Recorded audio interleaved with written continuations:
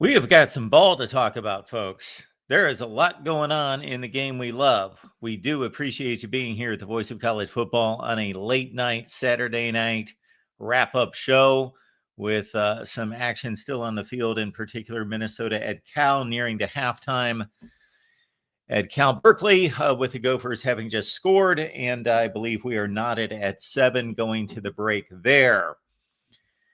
A lot of big games on this Saturday night throughout the day to get to. We will go through all the scores. We, of course, invite all your comments and questions there in the chat. We have left the link in the chat. We have left the link on X/Twitter. So pick it up right there. Give me a call. Let's talk college football because there's so much going on. You're probably either elated about what your team accomplished today, or you're sorely disappointed, or maybe you had one of those teams that was kind of taking the week off and just buying for the next week, like much of the Big Ten, but big doings in particular in the SEC. All right, we will get to all of it. And again, the most important thing that I will state tonight by far that the Amazon links in the description section of this video and all the videos when you shop on Amazon. Please use the link that we provide. In no way am I encouraging you to shop on Amazon, but I know that like 60% of the country does. Therefore, when you shop on Amazon, please use the link that we provide. If you enjoy what we do here at the Voice of College Football, if you don't, then I don't know why you're watching. But if you do enjoy what we're doing here at the Voice of College Football and would like it to continue, that is the way that you can financially support us without spending a penny. Same shopping experience, doesn't cost you a penny. Please use the link that we provide in the description section. Please like the video. Please share these videos out on social media. I posted 3 instant analysis videos. Alabama's win over Wisconsin. Also, the Georgia Tech win over Clemson. Big doings in Atlanta. Big win for the Yellow Jackets and Brent Key. And also one of the 3:30 games that doesn't even come to mind right this second. I will possibly post some more instant analysis, but I wanted to jump on right after the festivities concluded in South Bend. And how about Notre Dame? So on the upside, Vanderbilt, we see you and others. But Vandy, special acknowledgement and recognition to Vandy, who picked up a huge SEC win. First road win, if I read this correctly, first road win against a ranked team for Vanderbilt since 2007 against South Carolina. Let's go to the scoreboard.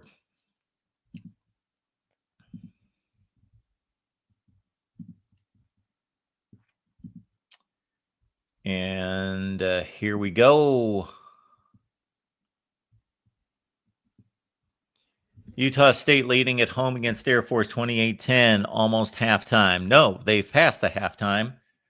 8 minutes left in the third quarter. Fresno State leads Southern 35-7 in the third. There's the game I just referenced. So Minnesota scored with about 90 seconds left in the first half. So Cal brought it back down the field. Their starting quarterback, whom I'm going to have to learn how to pronounce his name because I've never attempted it, nor will I tonight, but we will get that down. He is mighty impressive. Cal leads at the half against Minnesota 10-7. BC and Stanford, pretty entertaining game, at least as indicated by the score on the ACC network, 20-20 at halftime. Texas State at Arizona back from their loss at Mississippi State, lead 20-3. Portland State and Hawaii just underway.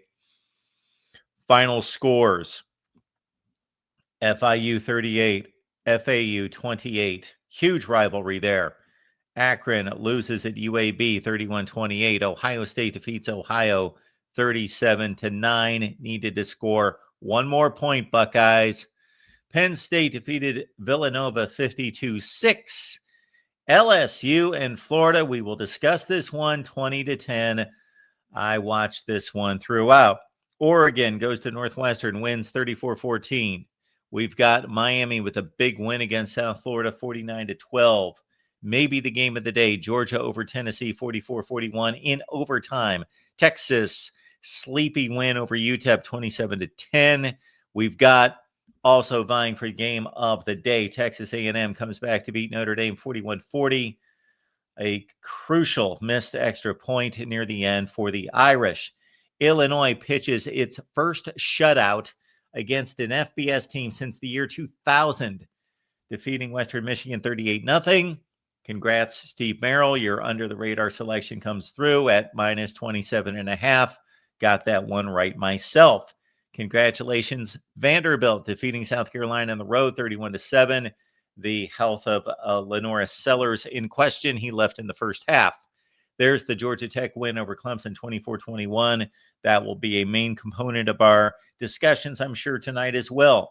Oklahoma goes to Temple, and they don't mess around, 42-3.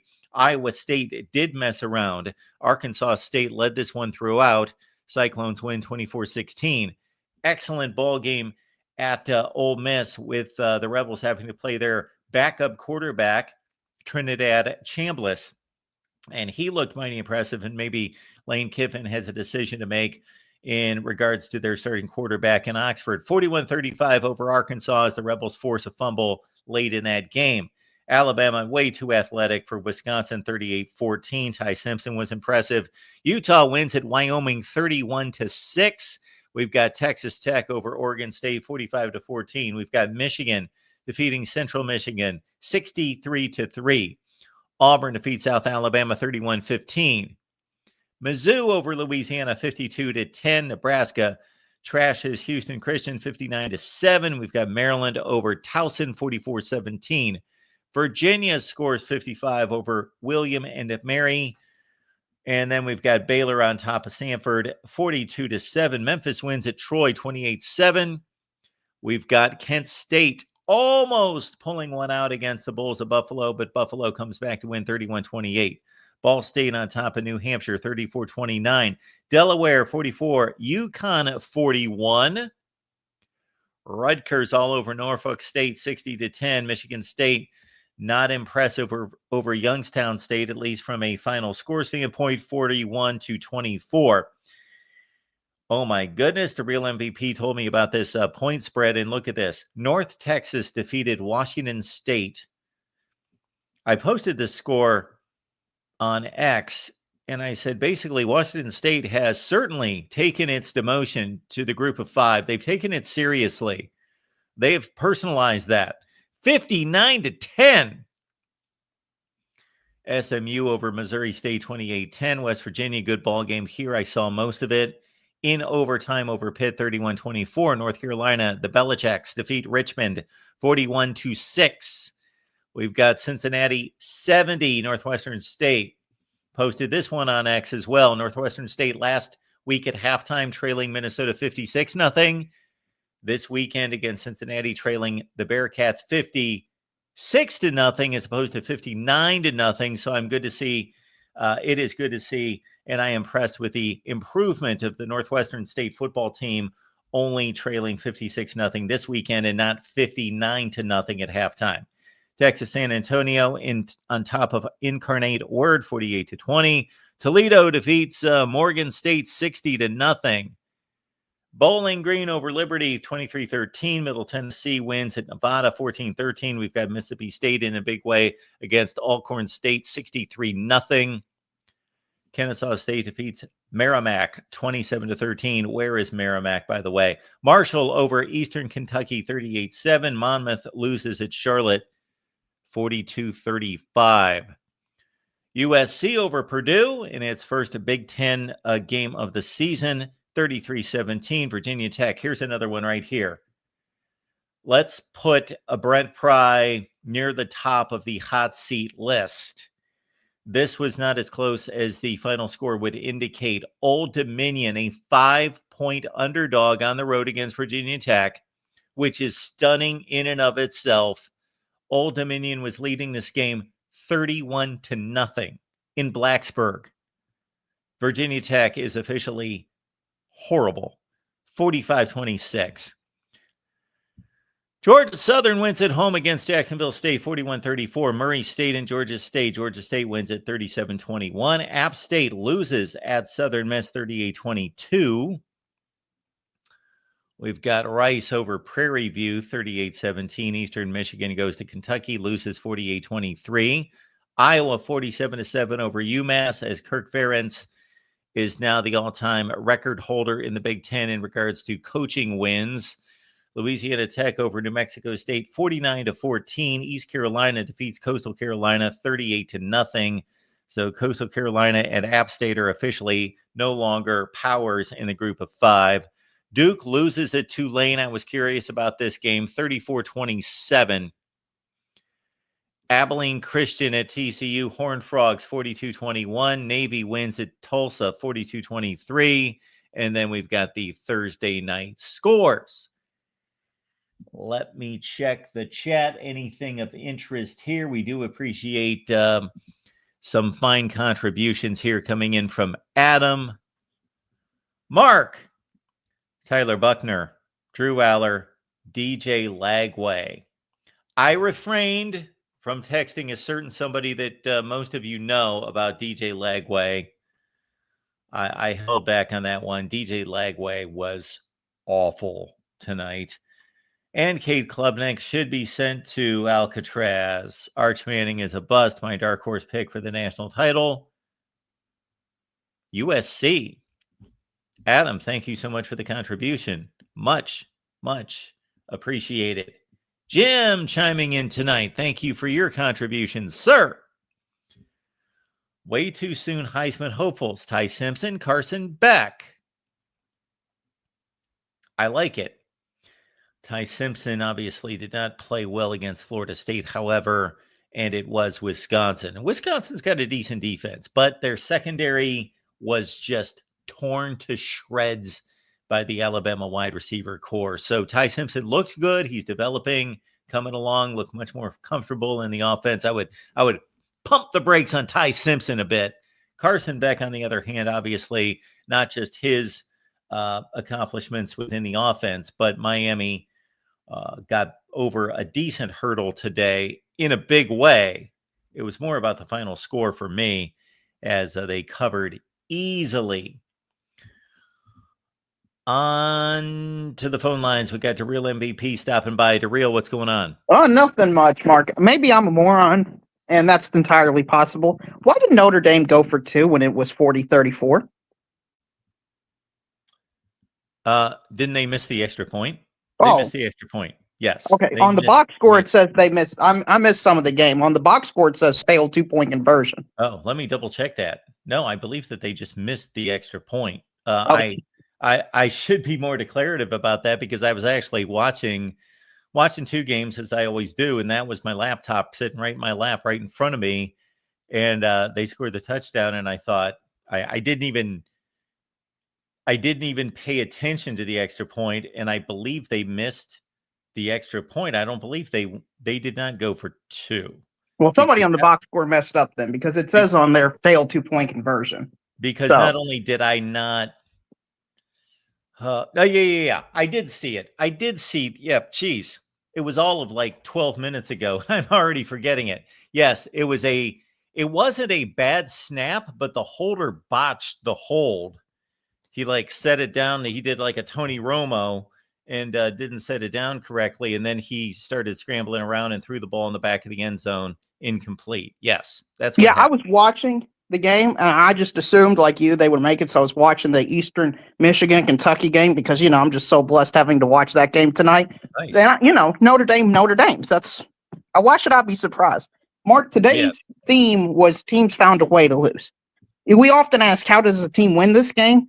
Notre Dame found a way to lose, and the other one, and my personal favorite team to lose any game, is the Tennessee Volunteers. Mark, I mean, if you could have carved up any way for a game to go for Tennessee in order to beat Georgia, this was the way to do it.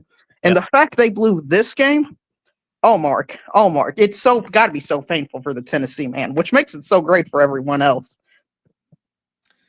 So I noted, and I did produce a video on this, that I did think that Josh Heupel, for as much respect as I do have for Josh Heupel, I think he's a really good coach. I think he's a top 10 to 15 coach in the country. I did cite about 3 times during this game in which it didn't make a whole lot of sense. The risk reward did not set up well for him in going for a guy that knows how to run an offense, and they still threw for 371 yards. And I know that Joey Aguilar was not great in this game. He was so hot and cold. So he definitely missed a lot of throws. That Heupel went too conservative a number of times in this game. The one that I'll point out, the one that's obvious, is at the end of the game, that coaches do this all the time. They get to the fringe of field goal range, and then they take the air out of the ball, and they rely on a field goal kicker making plus 40-yard field goals. And I understand these kickers have gotten so good, even at the college level, that you can be pretty comfortable with that during the course of the game. But to put all the pressure on the place kicker to hit from 43 yards when you could have possibly made it a 30 or 35-yard field goal. And then the other portion of this, derail, was Tennessee got up 38-30. They were up by 8 points. So it's one score. They get a stop. They got a fumble recovery. They got a sack and a fumble recovery. So they had the ball right on the fringe of field goal range already to go to 2 scores. No, I'm sorry. It's 35-30. 35-30. They get the sack and the forced fumble, and they just sat on it right there. Did not attempt to pass. Only gained 4 yards, kicked the field goal to go up 38-30 when they had the ball at like the 25-yard line to take it in for a 2-score lead against Georgia with like 5 or 6 minutes left in the game. Right. Tennessee was playing not to lose instead of playing to win, which you got to do against these elite teams. Also, that 4th and 6 ball by Gunnar Stockton, just a perfect pass in a perfect moment. Yeah. Like, that was such a beauty. I hope Tennessee fans have to relive that moment for at least a week. So, I mean, just perfectly placed ball.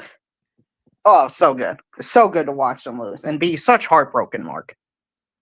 Speaking of field goal kickers, Mark, Georgia Tech running the fire drill to perfection with about 20 seconds to go. What a thing of beauty. I actually think Georgia Tech taking that little 2 seconds in order for the kicker to breathe and then kick the game-winning kick is what sealed it for them. Yeah. I didn't love the play call of just running it, though, on 3rd down just in case something happened, especially with Haynes King up the middle.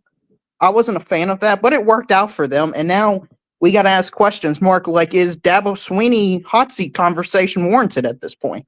Hot seat? Yeah, he's digressed every year since 2020. Like he should be fired? No, like he's a year or 2 away from being fired if he keeps this trend line going. Like, I feel like 5 years of college football is like an eternity, and he's just going down. I get your point, but this is not Alabama. You know, this is not a blue blood where you can just cycle coaches. I guess Ohio State would be the best example. Sorry to cite my favorite team, but pretty much every coach does the same thing, unlike just about anywhere else. So there would be that expectation that you would be elite, but that's not Clemson. He's done everything there. He's the guy.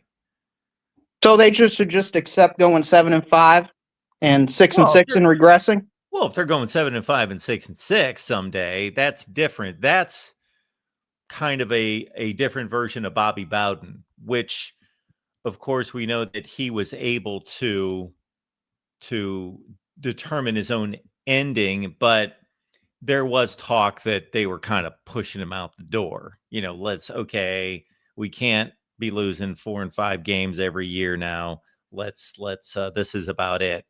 So I could see that. Although Dabo Swinney's not at that age where it's that kind of consideration. But yeah, if 3 years from now, let's say if he goes 7-5 2 years in a row, and then going into that 3rd season, sure. You know, I don't think anybody has a right to hang on to any job forever. I've heard that about certain coaches. Well, he has the right to stick around forever. No, he doesn't. Not forever. Certain coaches accomplish to a certain degree that they get more time than others. And Dabo Swinney has earned that right. but not forever. No, I get your point. I thought you were talking about right now. No. I think this year could be the real turning point in them turning to an average football team by college football standards, the slightly average. I mean, they still got to go to SMU and Louisville, and they're home against, and South Carolina, they go on the road, and then they're home against Florida State. I mean, it's not inconceivable they lose 2 out of those 4 games, 3 out of the 4. You and mean that 2 or 3 years from now, they're NC State? Yes. And is that acceptable for Clemson? Well, I do believe that although I just laid the groundwork for Dabo Swinney elevating the program, he also has to be the caretaker of his own accomplishments. Therefore, he has raised the level of the program. Therefore, he has to maintain it. And I do think that there's an argument to say, unfortunately, you reap all the benefits of the legacy and the Hall of Fame, and we'll give you all the days going forward that you want and all the celebrations and all of that and put your name on everything on campus. But you raise the level to a point that we now expect that, and you can coach under that expectation for a few years, and we'll give you that. But we now expect to win this conference almost all the time and be in the playoff. And thanks to you, that's the expectation. But you also have to live up to the new expectation. Right. And to me, I mean, the amount of pushback I'm getting from this chat, to me, is absolutely absurd. I mean, people are thinking this is some crazy thing that's just happening. This is 5 straight years of, they haven't gotten better for a single season since Trevor Lawrence exited the building. Like, this isn't a small sample size at this point. I mean, he's not, they're not a good team. They're just flatly not good. Yeah. And you and I have had this conversation. I think people are looking at, number one, everything that we just stated about his past accomplishments. Number one. Number two, they're looking at overall record and not determining that. I think when you say an average team, you mean like an 8-4 team, because practically a third of the schedule are gimmies. Right. They're just, you're playing horrible teams either in your conference or FCS teams, Group 5 team. They're just gimme wins. You're playing 4 or 5 games a year that are meaningful. Right. And if you're losing almost all those games and just winning all the layups, then you're average.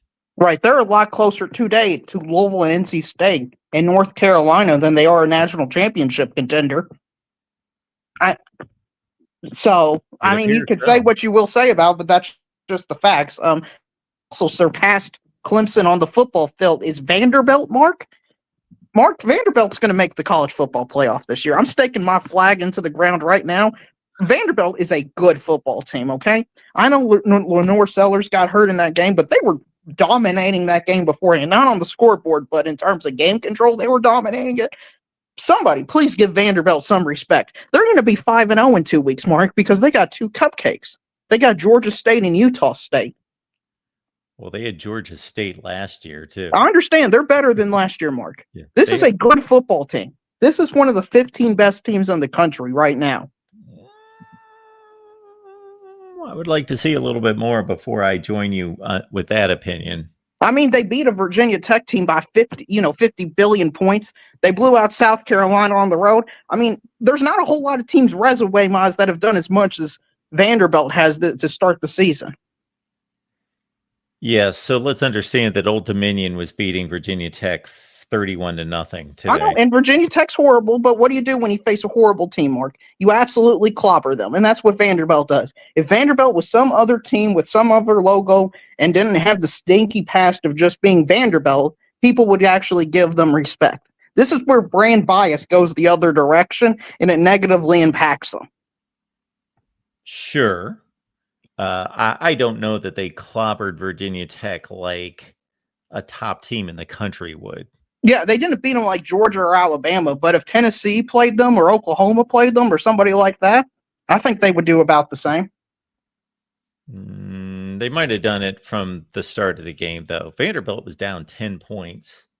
I get it. I'm going to stake my claim on my flag. Mark, final thing I'll ask you about is the Big 12 market's continuing to be down. Utah being up 3-0 at the half to Wyoming, and Iowa State barely beating Arkansas State. What in the world is going on, Mark?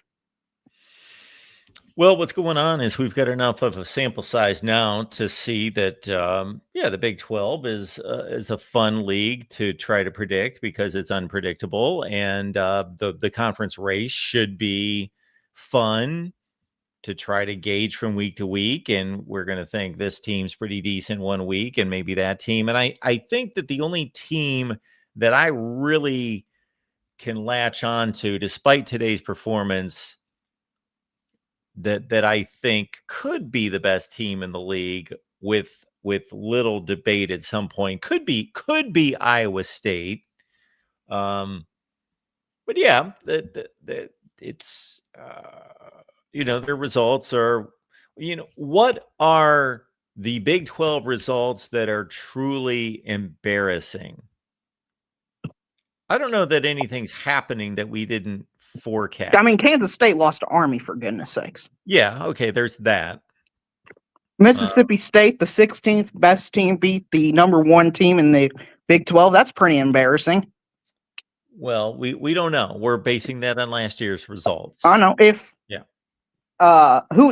Alabama went to South Alabama and only won by 8 points, Mark, oh my goodness, this chat would be on fire saying it's over for Kalen DeBoer. It's because the expectation of the Big 12 is just that bad. So your expectation is what embarrassing is you minimize the Big 12 to such an extent that there's hardly anything you can do to embarrass, because everybody kind of knows they're all just 6-6 football teams at the end of the day, but somebody's got to win the games. Yeah, so I would say that the best case scenario in terms of how these teams look, let's say Iowa State turns out to be the best team in the league. And to your point, if nobody was out there watching this game, I checked it out in spurts, and Arkansas State was beating Iowa State and within one score for the entire game. Arkansas State. And obviously, like we saw last weekend, Arizona State. And regardless of what happens with Mississippi State, we know that they're not a top or even a mid-tier SEC team. That they could be much improved, and it looks like they are, but still a bottom 3 team in the SEC. Is that, let's say Iowa State's the best team in the conference, and they're probably the 20th or 25th best team in the country, something in that range? Maybe. I don't know if the 25th best team struggles against Arkansas State. I mean, Arkansas State was in that game for literally the entire game. But anyway, Mark, that's all I got for you today. Next caller, please don't boo me like I'm Arch Manning. The real almost always delivers a nice little closing line. I appreciate those. Appreciate all of you being here at the Voice of College Football. Leave those comments and questions. I will get to as many as possible. Obviously, the super chats are much appreciated. David Sobel. Go Buckeyes. I am so dedicated to my craft here that I watch the games that matter. For my entire life, I would watch an Ohio State football game regardless of who they were playing. I think this has taken stages. So I used to watch the Ohio State game, and if they were beating, I was going to say Maryland, but Maryland joined the Big Ten in 2014, way before Maryland. They were beating Purdue 52-3 with 3 minutes on the clock. I'm still watching till the last play of the game. I'm just watching till the last play of the game. And then I kind of went through a phase where it was like, okay, I'm not sticking around quite that long. There are other fun games to watch and competitive games. Now I've gotten to a point where, I'm not watching them play Ohio. And I know it's 13-9 in the third quarter. And I also did not have easy access to that game, so I just didn't want to figure it out, mess with it. Peacock, who cares? I'm not going to get into this. So I did not watch any of the game, did not watch them play Grambling State. I watched the highlights package after. So that's where I've gotten with that business. I want to see the best teams play and the best games. And there are always some under the radar games that I'd really like to watch and delve into, like this Iowa State Arkansas State game.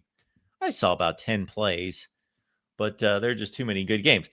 Today was a really good day of matchups when you really take it in, with Texas A&M, Notre Dame, LSU-Florida, the other SEC games, Georgia, Tennessee, and Vandy, South Carolina. That didn't turn out to be a good game, but it was an important matchup. And obviously, there were a few others out there. The Big Ten basically took the week off. But David, thank you so much for that. And I just needed Ohio State to cover 28.5. That was the problem. 28.5. I was pretty secure in that prediction. I just thought, they're not going to fail to cover 28.5 against Ohio, but they did. 37-9. So I missed that pick. But we will check out my picks a little bit later. I thought they were pretty strong again today. Came in at 24-14 against the spread. Michigander, thank you so much for showing up. Michigan, Nebraska might be ranked unranked. Yeah, Michigander, if you watch me, listen to me for very long, you understand that I don't care about that. I don't think it matters. We just had a prime example of an AP voter this week. God bless her soul. She may be a fine human being, but she has no clue of what's going on in college football, apparently. No clue. And the reason I say that is not just because she didn't vote Florida and South Florida appropriately or in any commonsensical way. It wasn't just that. It was because when she was asked how she approaches her voting and what she thinks of the voting process, I'm sure she's an intelligent person, but concerning this topic, I need to be more specific going forward when I use this term. Concerning this topic of voting and ranking teams, she's a moron. She is clearly a moron. Okay, I'm not saying she's not intelligent concerning all sorts of other things, probably more so than I am, but concerning this one thing, she is a moron. She doesn't understand anything about it. Her vote should be revoked immediately. And because it's not, I don't believe it's been revoked. I think we would have heard that. That makes the AP voting process even more of a joke. Sounds like a good video I should produce. So ranked, unranked, who cares? Look at my rankings. Are they going to be ranked in my rankings? Michigan shouldn't be ranked. Well, I shouldn't say that. I haven't done my rankings for this week, so I got to go through it. They were not ranked last week, nor should they be, if you understand how I do my rankings. Nebraska was not ranked, and I don't know that defeating Houston Christian 500-0 is going to get them ranked. It shouldn't. I don't believe either one of those two teams is going to be ranked in my rankings, the rankings that make sense. But thank you for the super chat. All right, we got Mooley stopping by. Mooley, what's going on tonight? Hey, Mark, how's it going? I'm doing well. How are you? I'm doing great, thank you. I'm here just trying to figure out how to evaluate everything that's going on. I mean, I Sure. know Daryl just mentioned about the Big 12 being, not having a good season, which, if I'm going to be honest, I'm pretty disappointed in how they've performed so far. But I feel like we've discussed this topic before, but I know we had some great games this week, but I'm starting to see now the lack of marquee matchups. I know we had the A&M Notre Dame game being so good and whatnot. We had Oklahoma, Michigan, Yep. But now that we're seeing, like, for example, Clemson and LSU was supposed to be a huge marquee game, but Clemson now have just dropped, who I think is a good Georgia Tech team, but it's clear they're not a top 10 team at the moment. Yep. Right. Or Virginia Tech, they got, SEC had 2 wins against them, but Yes. Virginia Tech's awful. So now I'm here looking and I'm saying, Mark, for one, is does there need to be a significant change in how we approach like non-conference games and matchups and whatnot? Because Absolutely. mm-hmm. You've come to the right place. Let me cite one example, though, just to give you something to think about, because everything you just stated makes total sense. Mm-hmm. I totally agree. However, so Clemson stumbling around against Troy and then losing to Georgia Tech. And until Georgia Tech proves to be something amazing, we look at Georgia Tech as 7-5, 8-4. We'll see.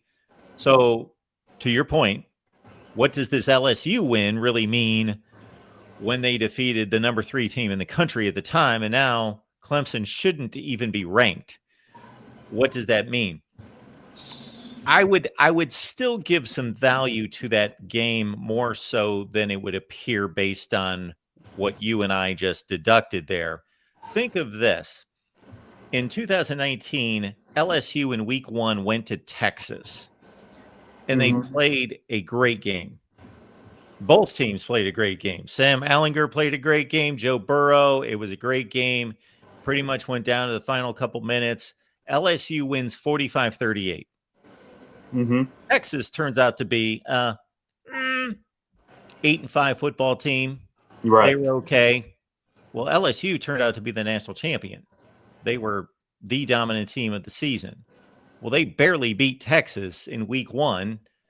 Texas was just a talented team that was highly flawed and lost 5 games. So I still think, and that game was at Texas, I still think going to Clemson and winning a game is still valuable.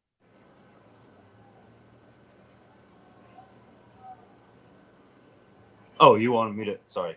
Well, no, you don't need to respond to that. If you want me to fill in how we would correct this non-conference scheduling, I can give you some insight there, or at least how I would approach it. So I've always said this. The issue with college football is that the schools are allowed to schedule for themselves. So you have Rutgers, Indiana, Penn State, and Maryland scheduling no power conference teams, scheduling complete scrimmages for 3 games. It's a disgrace. And then you have Florida playing Miami, Florida State, and South Florida in their non-conference. So the imbalance is all over the place. The scheduling should be taken out of the hands of the schools. There should be a formula set up that you can't produce complete equity because you can't tell the future, but you can at least produce close to equity based on past results and based on last year's records and based on the projection of the quality of these teams this year, and you give everyone as close to an equitable non-conference schedule as possible. Right, I agree. Because if I'm not mistaken, a lot of SEC teams, they do, I don't know if every team has, but a lot of them at least do like schedule an out-of-conference Power 4 team. And I believe the ACC does as well, right? So, and then obviously like Big 12 is weird because they have because a lot of Pac-12 merged with them too, so then they'll play teams in the conference, but it won't be counted as a conference game too. Yes. But that's besides the point. Yeah, because I guess that I feel like especially like teams like Maryland and Indiana, they're teams in the Big Ten that really abuse that, right? And at least with certain teams, it could be fine because Big Ten has a lot of quality teams, but then at the same time, like you could get a situation like Indiana last year where you play the most talented team in the country, and then after that, the next best team you play is like a 8-5 Michigan, and then no out of conference teams, right? Like no one of value. So yeah, I don't know. I'm having a lot of fun though because because it's also vague, there's going to be so much, like, there's so much change happening in these past couple weeks with the AP poll. And I know this is probably going to go down as one of the worst preseason AP polls, but that's going to lead into my next point, Mark. I think this is the time for the transfer portal in terms of you can make a very good team by going heavy in transfer portal and, JUCO additions, incoming freshmen, because you've seen Mississippi State did that, went heavy in that route. Florida State went heavy in that route. There are a lot of teams that are starting to turn themselves around. Just, even if a lot of these guys are new faces, they can still come.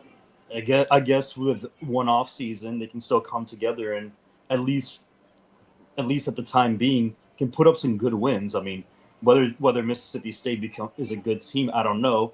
They still beat what I believe to be a solid Arizona State team, and not just those two teams. There are a couple others that I can't remember off the top, but I think, and I'm gonna ask for your opinion, but basically I'm gonna say this: I think you can make a really good team in this day and age, but just using the transfer portal. However, if you want to make like a national championship team, you're gonna have to use both transfer portal and be like a top level recruiting like Ohio State or whatever, right? So, just want to know what your thoughts on that is.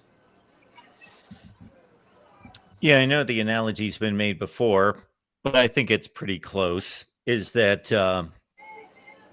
high school football recruiting is the NFL draft, and the transfer portal is free agency. So if you look at most of the top teams in the country, they're starting to get a little heavier on the transfer portal side, certainly. If you look at last year's national champions, they were not. They had key components from the transfer portal, of course, but wasn't like half of their starting lineup. It was 1, 2, 3, 4, 5 starters that I can come up with. I believe 5 starters out of 22 for Ohio State last year. Right, but most teams are going to be a little bit heavier than that because, again, we're just getting immersed into the complete cycle of the transfer portal, where a lot of those guys were juniors and seniors when the transfer portal was just barely starting, and they decided to stick around. Mm-hmm. Yeah, and at least with Ohio State, they didn't go heavy in the transfer portal, but the players that they picked up were so key. Getting a guy like getting Caleb Downs, like just in your lap, for example. And I know Will Howard wasn't the greatest QB or whatnot, but he was still 2-year starter at Kansas State and was at least had a veteran presence or whatnot. But yeah, at the end of the day, they still got a guy like Caleb freaking Downs. So, I think you still need good and elite talent in recruiting, but if you don't have that, I mean, look at what Oklahoma did too. Look, I mentioned Mississippi State in them. Like, look at Oklahoma too.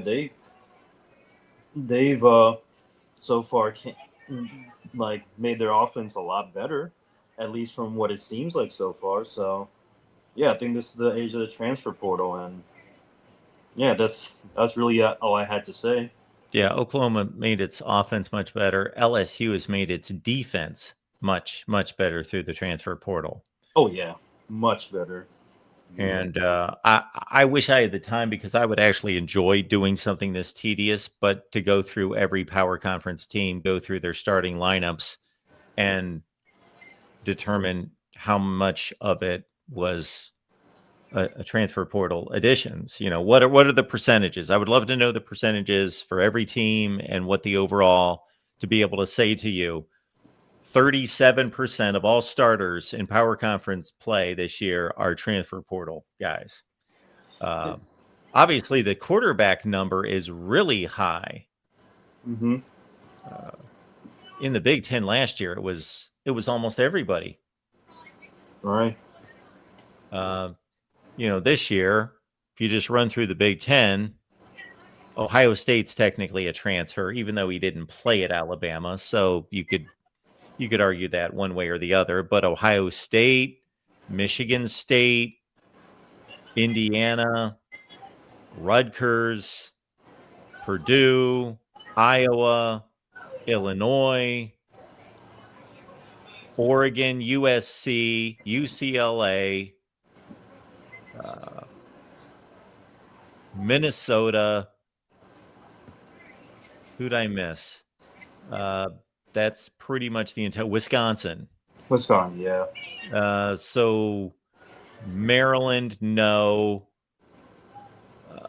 Who did I just think of? Maryland did have a transfer QB that was going to start, but then the freshman. Sure, the freshman won the job. So Maryland, no. Penn State, no.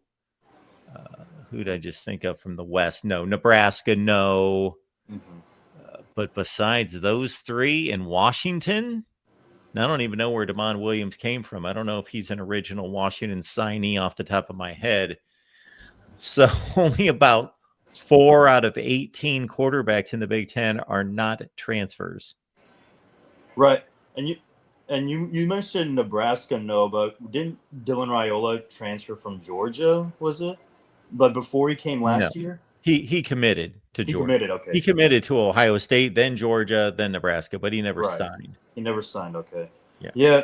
What I will say in terms of the quarterback's position especially, there's so I feel like it's so like the quarterback position is very heavy, like very loaded in talent, right? To where you could have a lot of good you could be a quarterback because a lot of players now can pass for 2,000 plus yards, whatever, have 65, 66 percentage. They can make some throws in the run, obviously. So there is definitely a huge talent pool for the quarterback position. Yeah. And it's also one of those positions because it's not like any other position where like a running back or like a receiver, you can like get them in and out or whatnot. But quarterback, like you want to have a starting quarterback, right? Most schools are not switching quarterbacks in and out, right? You're not going to have a 2 quarterback lineup most likely, or like you do with like running back or any other positional group. So I think that's why quarterbacks in general. But yeah, anyways, that's really all I had, Mark. Don't want to hold up the callers anymore. I appreciate you calling. All right. Thanks you so much. You too. Thank you. See ya. We will keep it rolling here at the Voice of College Football. Keep in mind that I'm here every night, except Sunday. We leave that up to the ladies, Doreen and Minnie, here on a Sunday night, but otherwise it's me Monday through Saturday, either at 10 p.m. Eastern time or after whatever ball games are on. We kind of make a judgment call. I'm not going to sit here until and make you guys wait until 2 o'clock in the morning if there's some kind of Colorado State Hawaii game on a Thursday night. But if there's a reasonable game that has interest, we'll come on after the game. Otherwise, we come on at 10 Eastern or after the primetime games on a Saturday. We got Minnesota and Cal. I'd actually be interested to watch the rest of this game. We're in the third quarter with a 4-minute mark, and I think of this every Saturday. I got to bring in some other monitors and some devices to actually watch these games. Maybe I'll pull this up on my phone. Minnesota's taken a 14-10 lead. The only problem with that is I got Cal +3. Minnesota win close. That would be the best result for me. Jackson says use the Amazon link. It's in the description section. That's how you can support the channel without spending a penny. Think about that. You can support the Voice of College Football without spending a penny. Please use the Amazon link. So let's say you spend $100 at Amazon. You're going to send us $3, $8, $5. It depends, but something in that range. So why send it all to Amazon? They are worth $3 trillion. So I appreciate it. Welcome into the Voice of College Football. We got our buddy Michael on the line. Hey, Mark. How you doing tonight, sir? I'm good. How are you? I'm okay. Like I said, did you take the points with the game? I did. I ended up... I told you not to do that, Mark. What do you mean? Oh, no. Did you give the points or did you take the points? I took the points. All right. Ryan Brown is kicking himself right now. Most Why? likely. What happened? Okay. 3 interceptions, all of them in the red zone. Ooh. The difference of the game, 17-0. They scored on all 3, capitalized on all 3 of the turnovers. Well, I'm going to have to go back and check that out. 33-17 is the final score. Yeah, maybe Purdue's a little bit better. It's still gonna be a long season. Next week's not. I hate to say, Mark, but something tells me it's gonna be a carbon copy of what it was last year in West Lafayette next Saturday in South Bend. Oh, I don't know about that. 66-7? 7? Yeah. No. Maybe not. I But can do remember, better than okay. that. All right. What happened the week before Purdue played Notre Dame last year? I have no idea. Northern, They lost. that was the NIU game, right? Yes. Yeah. And what happened in the following week? Purdue got smacked. Yeah. What happened tonight with Notre Dame? Oh, I'm not saying Purdue's going to hang with Notre Dame. I'm saying they're not going to lose by 60 points. Oh, okay. Yeah, most likely not. They might lose by 35. How about that? I can do that and stuff like that. Okay. But no, I gotta give it to I don't know if Tim's gonna call in because I seen he was in the chat earlier. I'm impressed with USC's front 7, man. But their secondary, I don't know. But I was impressed with Malvia tonight. He made some good throws and stuff like that. It had some key plays and stuff like that. Picking up on the 4th down situations. I think USC is going to be decent this year. But I got to tip my hat to him. What does decent mean? Oh, I mean, like he had a great game tonight. Well, I understand that, but you're saying USC is going to be decent this year. What does that mean? Oh, I'm thinking maybe 9 to 10 wins this year. All right. But it's still early and stuff like that. We should see. But no, that those interceptions. And what hurt the most, all of them was in the red zone. Purdue was in the red zone. But the pick 6, even though that was a 70-yard interception return, the Purdue was at the 20 before that got blown up. Yeah, it sounds like a tough one. Yeah, it was. Other than that, it was a good game. Purdue's defense and stuff like that. Now, I don't know if you recorded the game or if you're going to go back and watch clips of it this week. But Purdue's defense is going to be good. But, yeah, I got to give the front 7 for USC credit because they got a tremendous pass rush. Well, it sounds like you're pretty optimistic about Purdue. Then why are you expecting them just to get completely whacked by Notre Dame? Because of like past history. Okay. But I don't know. But no, get a chance to watch. It's a 3:30 game next week, so I don't know if that's gonna be on your schedule or not, though. But get a chance. Try to watch Ryan Brown this year for Purdue. I'm sure I will at some point. Yeah, not bad. No, I was gonna say so. What surprised you most today? The Tennessee-Georgia game or the Georgia Tech and Clemson game? Oh, and that Georgia game, that was a sick catch for the tiny touchdown there. Oh, yes. Yeah. So yes. which one surprised you the most? Well, considering I picked Georgia to win and Tennessee to cover, and considering I picked Georgia Tech to win, does it sound like either one of them surprised me? No.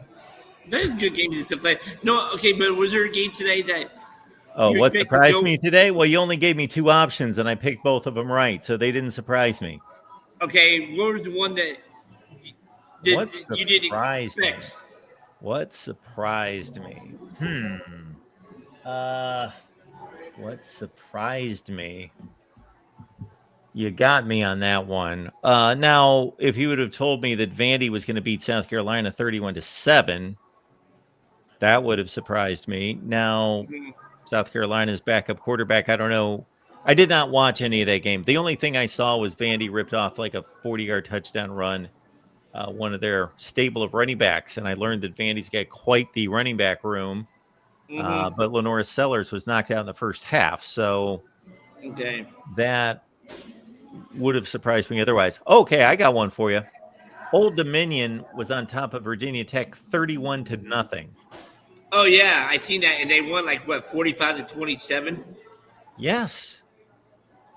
Virginia Tech has to be just incredibly bad. And didn't they say in the South Carolina game a few weeks ago that Virginia Tech could be a good team this year in the ACC? I think in week 1, all these broadcasters are saying things like that. I did not think Virginia Tech was going to be that good this year. I think I picked them 5-7. Okay. Yeah, I seen West Virginia won the backyard brawl today. Yeah, that was a bit of an upset. They were a touchdown underdog. I picked Pitt to win, but I took West Virginia with the 7.5. I've got it on the screen there. That was a good game. I watched from about halftime on. I watched that game. Yeah, not bad. Nope. I was just wondering stuff. I didn't know if there's other games and stuff like that, but no. Do you expect to maybe to get a phone call from Florida's offensive coordinator since DJ Lag? You could probably be a better quarterback than DJ Lagway. Yeah, that was terrible. That was awful. He was lost. He threw passes that made it. I would say almost all of those 5 interceptions, he was fooled by the defense. He didn't recognize the coverage. The last one, though, he was running around trying to make a play, and then he just whipped it. And I thought he was trying to complete a pass. They were arguing on the broadcast that he was trying to throw the ball out of bounds. Yeah. Regardless, yeah, he was a mess tonight. And I wonder why Napier didn't pull him. Well, I don't know who he's got to go to. I'll have to look that up. I'm not recalling Florida's backup quarterback, but that's his guy. Okay.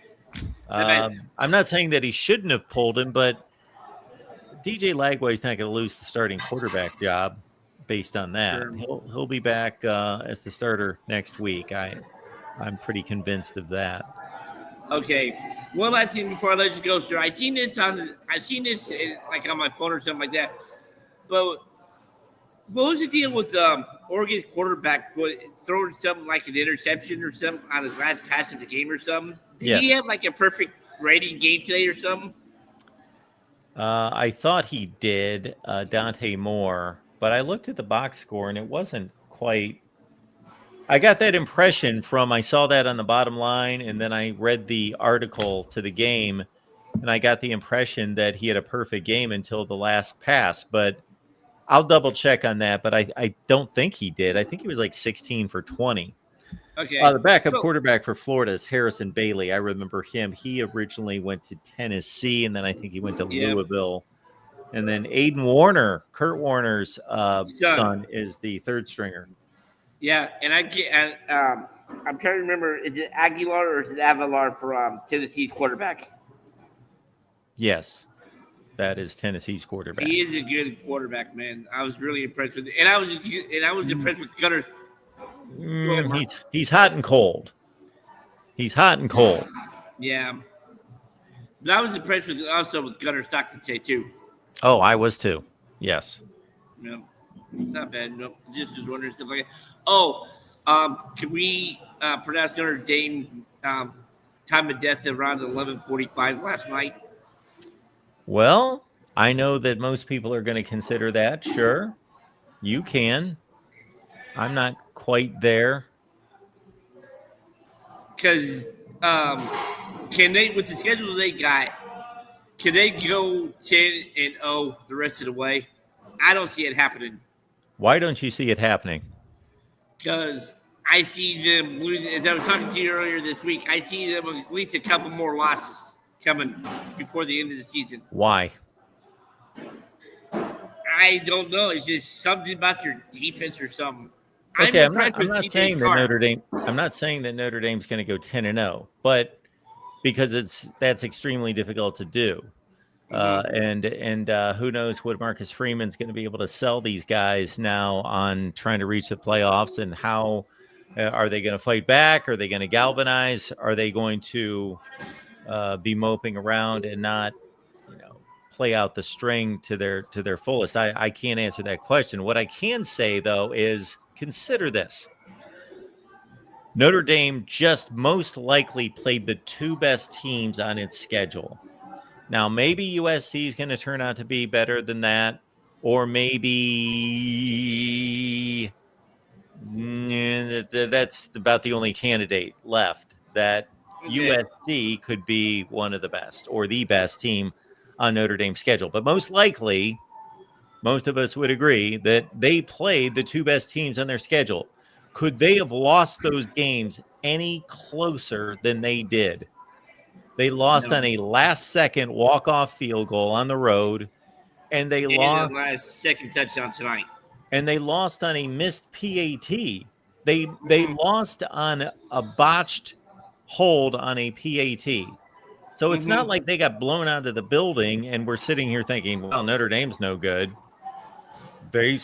Yeah. I still think they're probably one of the 10 best teams in the country.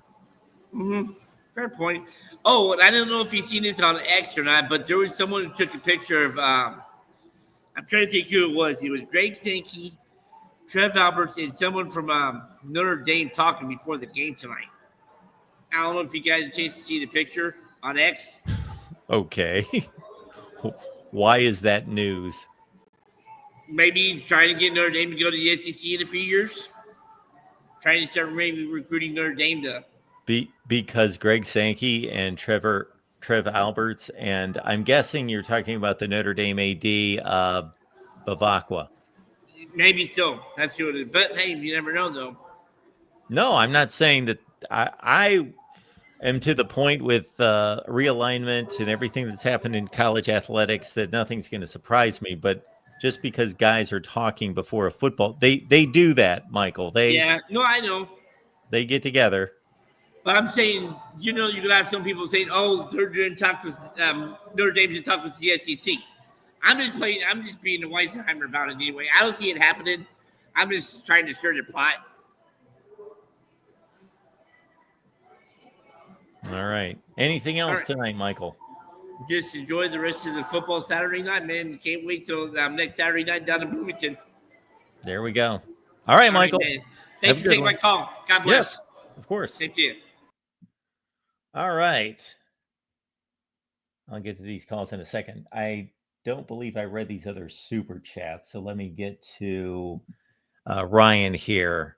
Luke Fickell is not the guy to turn Wisconsin around. It doesn't appear so. Those two teams on the field in Tuscaloosa today, 38-14 looks like, okay, it's a blowout. It's not a close game. But those two teams are just, they're practically playing different sports. They're just, there was no comparison between those two teams.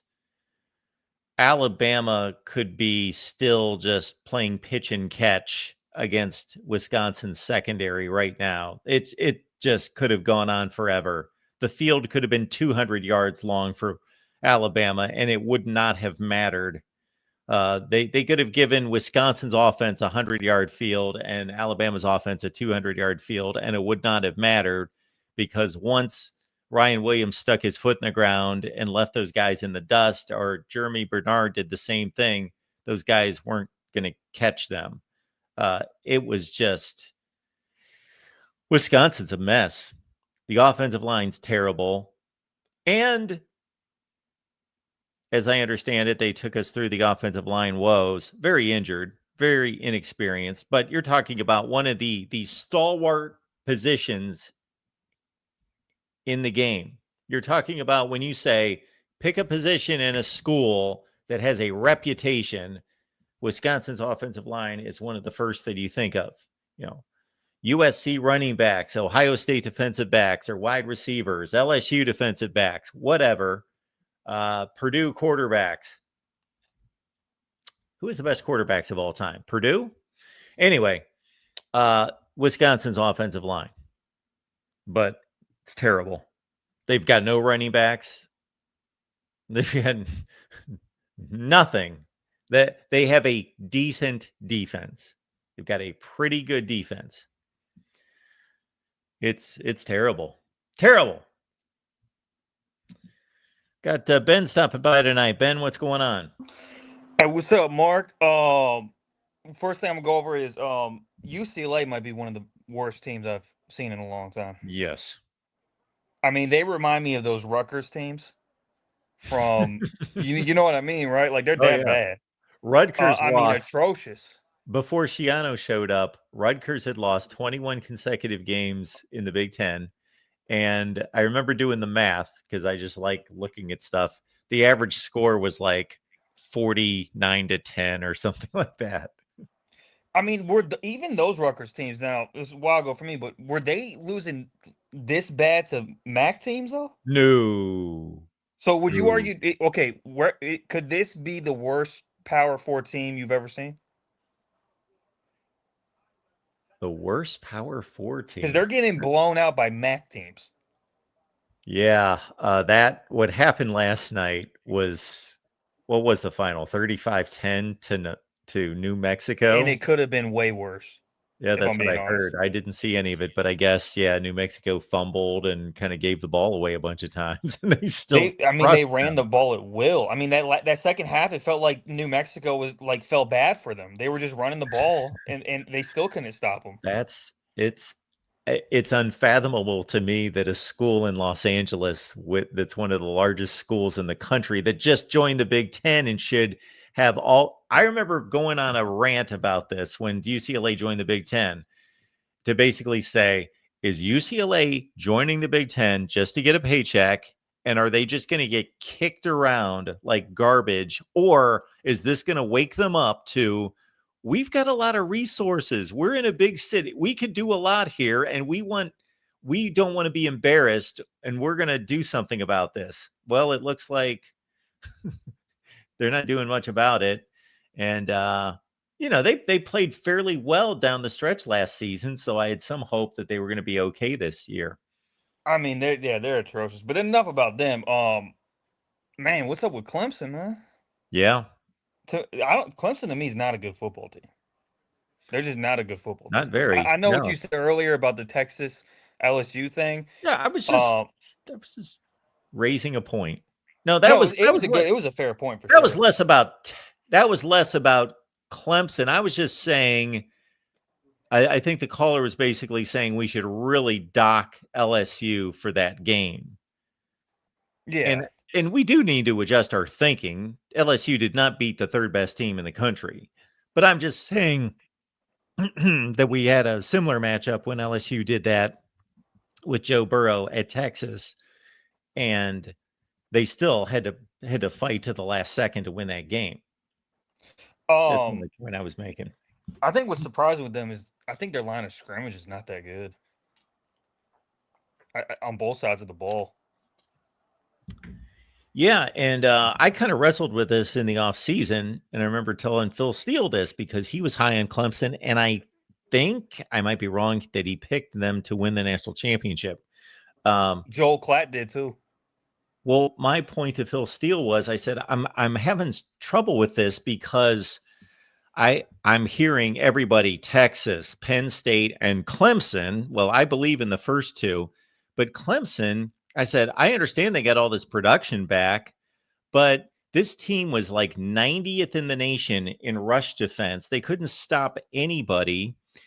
And just because they're bringing all these guys back, well, they weren't that good last year. The best team they beat in the regular season was Pitt, who was 7-6, and Pitt was no good. Yeah, no, I'm with you, man. I was the same way. I was like, I had the same exact logic. I was like, you guys are talking about, they're bringing back all these players, but what did those players even do? Like, they're bringing them back. It's almost like they assumed that they were going to make this leap that was unprovable, you know? They just assumed that these players were going to, I guess, take a leap in how good they were. That's the only thing I could think of that they would think that. Next. I heard you say what surprised you. That Ohio State first half had to surprise you, Mark. Well, I didn't watch any of it, so yeah, the score surprised me. But Ohio is a pretty good team. Yeah, I mean, Yeah, but 13-3 is. I don't know, man. They ended up pulling away, but I think they should have been more ahead than that. But anyways, it happens. I That think was the the main thing. spread. They finished right on the line. Oh no, for Point sure. spread. I think the one thing I've learned for sure is I have no idea who's good or who's not right now. Because for example, we need to start having a conversation about Arch Manning. How bad was he today? Did you Yeah, see from that what game? no, I did not see the game. I'm not going to sit there and watch Texas and UTEP. I heard that he was bad. I heard that he He was was missing throws all over atrocious. the place. Yeah. I mean, he had the one play in the red zone, the pick. I don't know what he was looking at. Yeah, I just heard that he was bad, and it was 7-0 forever. Yeah, I don't know, man. I don't think. I just don't think he's. I think he's just average. That's just my opinion at this point. I think he's an average quarterback that can make throws here and there. I have seen absolutely nothing that tells me he's anywhere near what they were saying he was. Well, he's going to have to be thrown against SEC defenses every week here pretty soon. Yeah. So if he's struggling like this against UTEP and San Jose State last week, Yeah, he's got problems, man. eh, yeah, he's got problems. I don't. I just don't know. His problems are he can't read the field. He's probably the most, and this is going to sound crazy. He's the most inconsistent passer in terms of accuracy I've seen this year. mm, He'll throw an accurate pass, and then the next pass is like a layup pass, and you're yeah. like, "Where are you throwing that, my guy?" Like, the receiver doesn't even have a chance. You know, Yeah. Like and I DJ think it's Lagway, mechanics. I don't know if you saw Florida tonight against That's a LSU. good point. DJ Actually, I didn't Lagway even was think about awful, that. but the difference I was going to make there is I don't think he was that inaccurate. I think he was just fooled. I don't think he saw coverages. He didn't see guys. It wasn't that he was that inaccurate. It was more about him just being lost. Yeah, no, for sure. I think Arch is all the above. I think now I don't think obviously he was as bad as Lagway was with reading coverages, but not only does he have a problem with reading coverages at times, I think he's just got terrible mechanics. And that's really not something that usually you can fix during the season. That's like an off-season thing, you know? Yeah. Yeah. Well, when he was first getting touted, and I hadn't seen much of him, I just saw a few little highlights. What I assumed based on his name was I thought, well, if he's being overhyped, maybe he's not the athlete with the arm talent of a 5-star, but maybe he is just maxed out because of who his family is, because, Peyton Manning, I don't know that anybody studied or prepared for a game more than he did. I just assumed that maybe this guy was groomed to the hilt and he was just on top of coverages and film and would just be buttoned up when it came to that. That's the other thing. You got to remember, this is year 3 for him. So Yeah. for him to be having these issues, because you got to think, right? Those mechanic issues should have been worked out. I mean, he's this is year 3. Like, how is that not worked out? Either they just can't fix it. And that's just how he throws the football.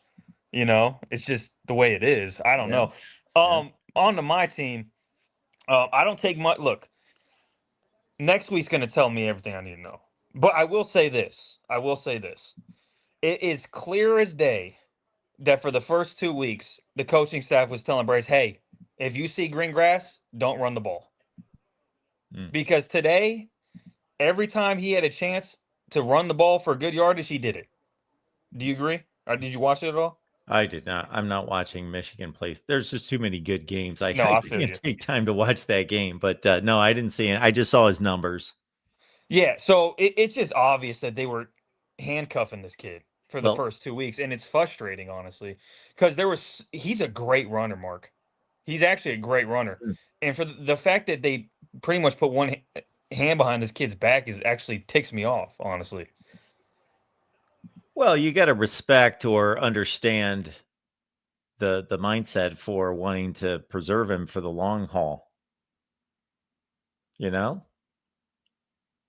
Yeah, No? but here's my mindset with that, Mark. It's like I get that, But when it comes to big games, that you got to do everything you got to do to win the game. I get that against the smaller Oklahoma opponents. game. Yeah. Yeah, but you're playing Oklahoma. You can't afford to be like, hey, Bryce, don't run the ball, even if you can. Because here's another factor about that, Mark. That also affects how you move in the pocket. Because you're thinking, right? You're thinking, okay, I can't move this way because I'm being told I can't run. So that's, you know what I'm saying? That affects how you move in the Sure. pocket. So, and I thought Biff Poggi had an interesting quote after the game. I don't know if it's necessarily a shot. I don't think it's a shot at Sharon, but it was a very interesting quote. He was basically like, look, we're not doing whatever that was last week. We're going to open up the offense and we're going to let Bryce do Bryce. We're not going to do whatever we were doing last week because that's not what this offense needs. So was that Sharon taking a shot at Chip No, Lindsey? that was Biff Poggi, I think, taking a shot at Sharon. Well, I thought you were saying Biff was quoting Sharon. No, that's what Biff said. Oh, gotcha. Okay. So I thought it was an interesting quote. It pretty much sounds like it sounds like he's saying, look, our game plan last week was dog water. We pretty much tried to take the air out the ball, and we didn't play to our strengths. That's what it sounded like to me. Yeah. Oh wow, California took the lead, or Cal took the lead, huh? Yeah, so we got about 11 minutes left. And you're reminding me after I said that about I'm not watching Michigan play Central Michigan. I will have to watch before I go on Michigan podcast on Tuesday. So I am going to be taking that in. One thing you're gonna notice, Mark, when you watch it back, you're gonna be like, the first thing you're gonna say is like, yeah, they were telling him not to run the ball. Because when he had an opportunity to run in this game, he took it, and he looks great running the ball. He's hard to bring down. He's actually pretty fast. And the other part is that you're really hamstringing the offense, you know? Oh, yeah. It's just it was annoying. All right, I'm gonna get out of here, Mark. My last thought would be this: I have no idea who's elite right now at all. I think there's good teams, but I don't know how good they are. I honestly don't know how good. Now, here's one thing about Ohio State. I'll say, I think Ohio State's defense is elite. I don't think there's any question about that. But I don't know how good the offense is. I have no idea how good the offense is. I think it has the super high ceiling. I just don't know how good they are, and that's with a lot of teams right now. I think Oregon's probably the best team I've seen in terms of how they look. But yeah, that's my final thought. Wouldn't you be surprised if Ohio State is not one of the 5 best teams in the country? Well, they are.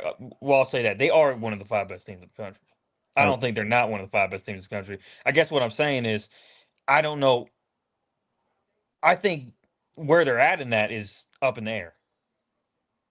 Is what I'm saying. I have no idea. Like Georgia, for example, I think Georgia's got a lot of problems too. I mean, I think all these teams have more issues than they've had, and maybe this is a parity thing. I think this parity thing is getting more. I think the parity's getting more and more each year. Last year, we had a lot of parity. I think maybe even this year we got even more. So I don't know. There doesn't seem to be super big juggernauts, and I think that's kind of the direction we're going right now. We'll see when, like, the Ohio State level starts playing the Illinois level and the Georgia level plays the, I don't know, Texas A&M level. We'll see how much parity we have. Yeah, for you sure. might be right. Yeah, no, for sure. I'm gonna get out of here. And Tennessee to Georgia is what Penn State is to Ohio State. No matter what the situation of the game is, they always find a way to lose it. All right, Go Blue. I'm out of here. All right, Michigan man joining us there, and we've got Burks checking in. Burks, what's going on? Hey, what's up, Mark? How are you, man? I'm doing well. How are you? Yeah, no, great, man. Man, no ranting, that's for sure, man. Like, it's just great win it was for Michigan, and yeah, no. How about? Are you impressed with your Buckeyes today, or not really? Or, like, I did not see one play of that game. Oh, but what about the score and stuff? Like, well, no, I wasn't that impressed because they were only winning 13-9 in the third quarter. Now, the final score was right on the Vegas number, but I thought that they were going to come out. So I've got a lot of respect for Ohio, which reminds me, I didn't have as much fun with this as I should have this week in terms of all the Michigan fans who like to call Ohio State, Ohio. I didn't know what they were calling this week's game between Ohio and Ohio, what that was. But anyway, because, you're talking about a team that could have easily beaten Rutgers. They lost by 3 on the road, and then they beat West Virginia. They're a pretty good team. And, but I thought Ohio State was going to take them more seriously. And because they were going to take them seriously, I thought they were going to handle them easier. Not easier, but they were going to go out there and, I was expecting, 21-3 at half, 28-3. I was expecting 45-10, which I guess isn't too far off of what it ended, but it took a long time to get there. Yeah, I see. Yeah, no, it's crazy. I think today was just I feel like college football, Mark, is so crazy how all these teams that you don't expect to win are winning. And I feel like betting on college football now is like the worst ever because it's just like these upsets are like nothing. And I feel like this is the new age. And I would never bet on college football now. Maybe back then I would, Oh, come but on, like Berks. now it's crazy, man. I'm just about to go through my numbers for today. I was 24-14 against the spread coming into today, and I had a pretty good day today. Oh, well, that's why you're the best, man. Like you even last year, I remember you predicted every playoff match except I think like one you missed. So like it's crazy, like I did not expect like Ohio State and Notre Dame to make the championship, like um but yeah, no, it's just yeah, no, it's crazy. But I want to discuss something, Mark. I know last week you on Tuesday something bad happened, and I'm just curious, like, do you feel like I'm starting to feel like politics in college football? There's like a link to it, right? As in Michigan and Ohio State, right? How much they hate each other, and Democrats and Republicans. I'm starting to feel like there's like a link to this, as in they're just both similar in terms of how much they hate each other, how much spread of hate they do. And I'm just gonna be honest, man. Like, I know what you did on Tuesday and stuff. I get it. But at the end of the day, man, Democrats and Republicans, Michigan, Ohio State fans, they're never gonna get along together, man. Their ideology, their arrogance, them thinking they're better than each other, them feeling like, they're all right and they're all wrong, and then they're both spreading this hate. Like, it gives me so much stuff to the point where it's like it's never gonna change, man. Because I've been to Michigan, Ohio State like channels, both of them spread so much hate with each other, right? And it's just with Democrats, Republicans. And at the end of the day, man, as a country of what we are, if we want to be the best country and we have to be all united. And unfortunately, countries like China and stuff are more united than us. And I feel like that's what's gonna be our downfall. And I don't know if you agree with that. Wow. Well, I'm not going to carry on too long about this because we're talking about college football and we just had Yeah. games today. So Yeah. I will say it this way, that when I hear people make the comment, and it's well intended, and I wish this were the case, and it's something similar to what you just said, when I hear people say, hey, if we just talked and we would all kind of find a common ground and everything would be fine. No, I think that there are fundamental differences between certain beliefs and values in this country. Like if you took polls about certain topics that are very fundamental to our country, you would find very differing opinions that you're not going to come to you can't come to a consensus on abortion. There's no middle ground. There's very little middle ground. Or, I could come up with all sorts of different topics that there is not a gray area or middle ground. You're either for or against. Therefore, my philosophy or my approach is that not everyone's going to agree with my values and my beliefs, and I'm not going to force them to, nor do I believe that this country is in the business of enforcing those things. We live in a free country, and I believe in the freedoms of this country as long as they do not infringe upon other people's freedoms, meaning we are not forcing children and subjecting children to the so-called freedoms or the delusions of others. Yeah, no, I agree. And I just wanted to just bring it up. I know it was college football, but you discussed it and this is the time to call. And my bad if this is the wrong time, but I just it's just something I wanted to say. And at the end of the day, everyone has to be, if this country wants to be the superpower for many years, man, like everyone has to be united. And I feel like, college football and politics, I feel like there's like a link, with Democrats, Republicans, Michigan, Ohio State.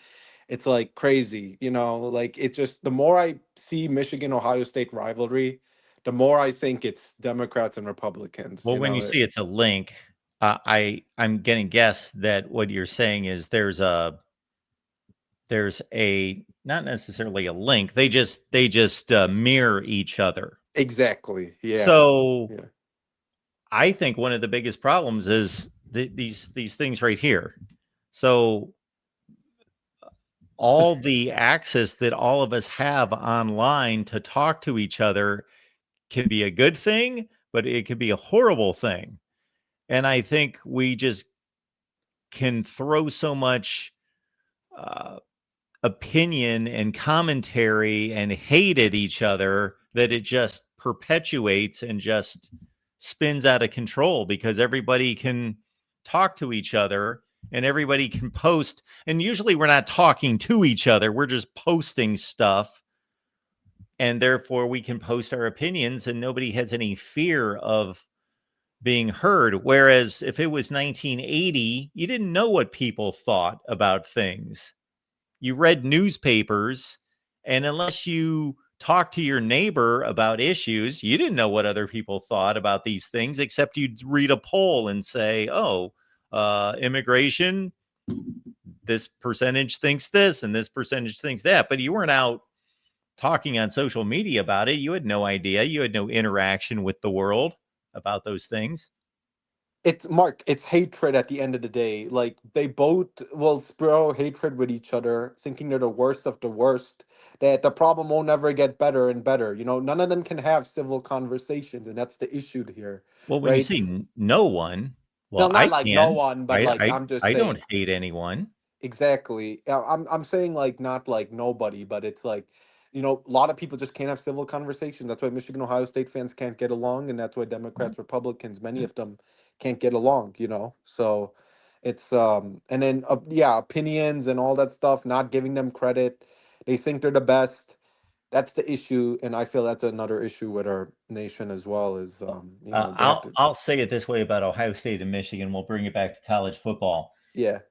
I said this once, and I think I froze everyone because I don't think anyone could respond to this. I Yeah. said, let's be honest, because we were arguing about the history of the two schools and who had a better football history. I Yeah. said, be honest. If you're an Ohio State fan and suddenly Ohio State and Michigan's histories were completely flipped, and Ohio State's history was Michigan's record in history, and Michigan's record in history and championships and everything were Ohio State's, every Michigan fan would still be arguing that even with all of Ohio State's qualifications, they would be arguing that they have the greatest history, and Ohio State fans would be arguing that they have the greatest history. Holy shit, man. That's the funniest stuff ever, man. They would. That's crazy. And what's crazy, Mark, is when I go on channels for Michigan, Ohio State, man, it's like there's this one Ohio State channel, I'm not gonna say its name. They act, right? Like Michigan fans are some terrorists. They would rather have illegal migrants come to our country than Michigan fans come to Columbus. That's how crazy the hatred of Michigan, man. And then there's also, and that's not only with like Ohio State too. I like Michigan as well. There was once this guy, he made up some stories full of crap. He was like, I go to a supermarket, right? And there was an Ohio State fan, and he's like, "Get the F out of my face," when he saw me with my Michigan hat. Just to spread that, that hatred. So then their channels, they're like convincing each other.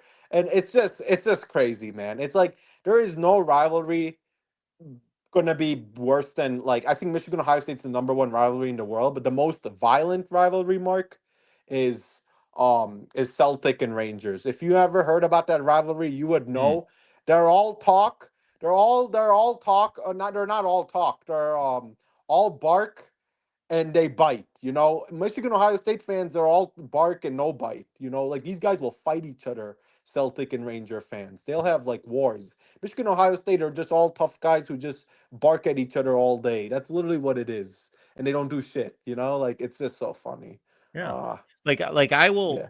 Yeah. This comes, and I hope people that have watched me Yeah. for a long time and you have understand that when I say these things, I speak with as much honesty as I can possibly gather. So, for example, a couple weeks ago, I was watching our Michigan show, which I don't Yeah. do too much of, but I was watching our Michigan show. I'm like making dinner and just decided I'm going to watch our Michigan show. And they were talking about the whole deal with, this was the Dave Portnoy week when Ohio State banned him from the stadium. And the whole argument as to whether Fox decided whether he wasn't going to be allowed at the stadium or Ohio State. And I shut up a lot of people because I sent in comments and I put a super chat next to one just so it would be highlighted to basically say, if Ohio State University, whether that was came from the administration or Ryan Day or whomever, the AD, decided that Dave Portnoy should be banned from Ohio Stadium, that is weak. It's pathetic. And they should be ashamed of themselves. That's disgusting. It's just stupid and petty. People were like, couldn't believe it because I'm basically saying Ohio State's stupid, petty. They should be ashamed. That's pathetic. But that's what I truly believe. A lot of us, if our team or our school makes a decision, we don't make a judgment on, is that a good decision? We decide, well, our school, our team made that decision. Therefore, we think it's a good decision regardless. Yeah. We don't make a judgment on whether the decision's good. It's, well, my team made that decision, my coach or my school. Therefore, it doesn't matter how asinine it is that I'm going to support it, or I'm going to say that, and I'm going to brainwash myself to make that decision.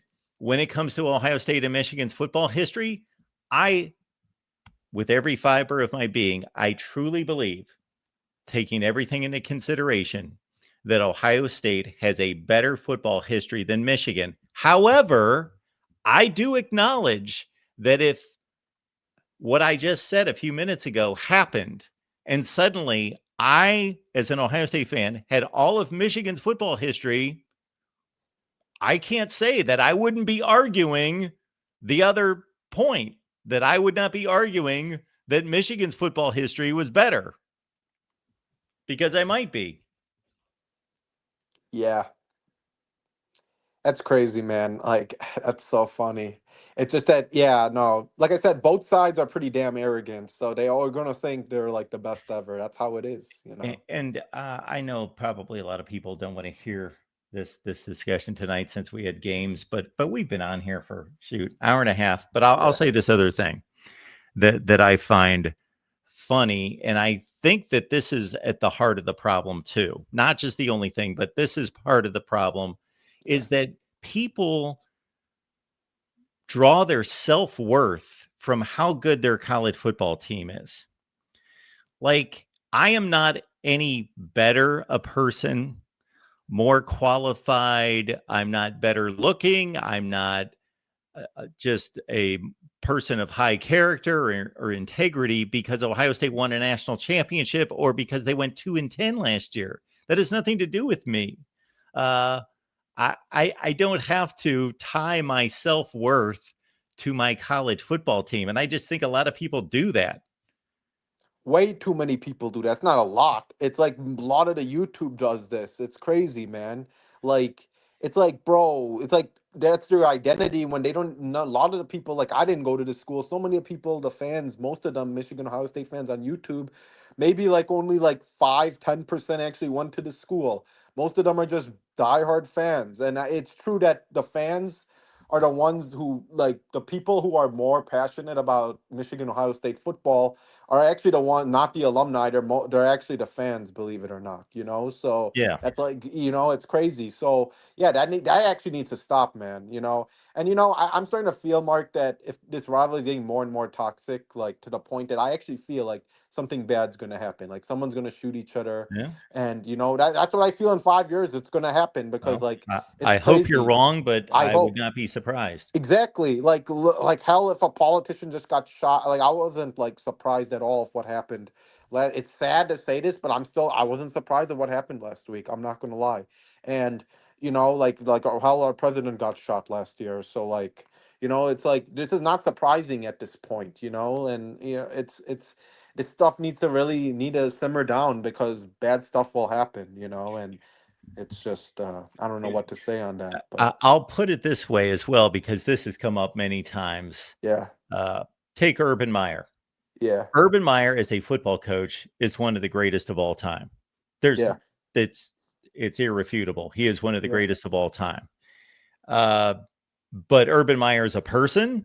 We could have all sorts of debates about whether Urban Meyer is a good person, not a good person. There's all sorts of stuff out there about Urban Meyer. So anytime Urban Meyer would do something stupid or immoral or lacked integrity or character, like people would come on here and they'd attack me like I'm the defender of Urban Meyer, or like that his character reflects on me. And I'd be like, I don't have to defend him. I'm not his keeper. Like he's the coach of the football team I root for. That's where it ends. And I'm not going to blindly defend Urban Meyer and say, "Oh, that stuff doesn't matter," or make excuses for him. I'll say, "No, that was wrong, and that doesn't look good, and that was a horrible thing to do." I'll clearly state that. I don't have to defend the man or make excuses for him. He's not my responsibility. yeah. No, I agree. You hit the nail right in the head on that. And last thing I just want to say, man, I really like this Michigan team. I feel like they can upset Ohio State this year. I'm not gonna lie. The defense was just amazing, and if you let Bryce Underwood, if you let him free and no chains or anything, you just let him go free and stuff, and I think that they have a chance to beat them. But obviously, Mark, I'm gonna predict Ohio State to win just because all 4 years I've predicted Ohio State to win, Michigan win.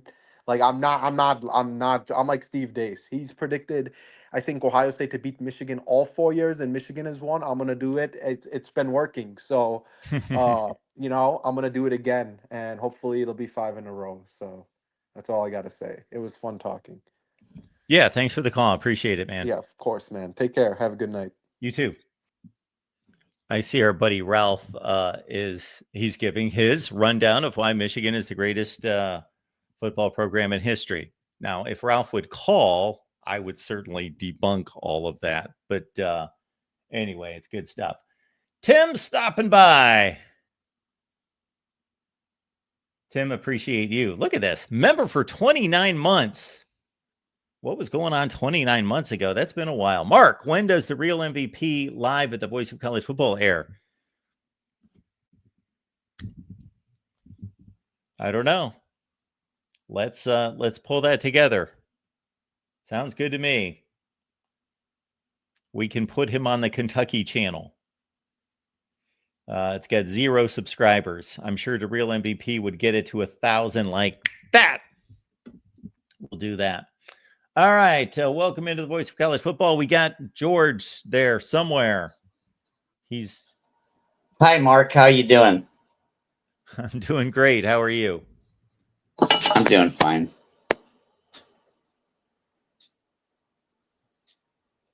What's going on tonight, George? I'm not going to bring up your team. You can do that if you'd like. Oh, my God. I'm live. I'm Yes. talking to the chat. I was talking to the chat. Me and the chat are like that. We're tight. Well, I know that. Yeah.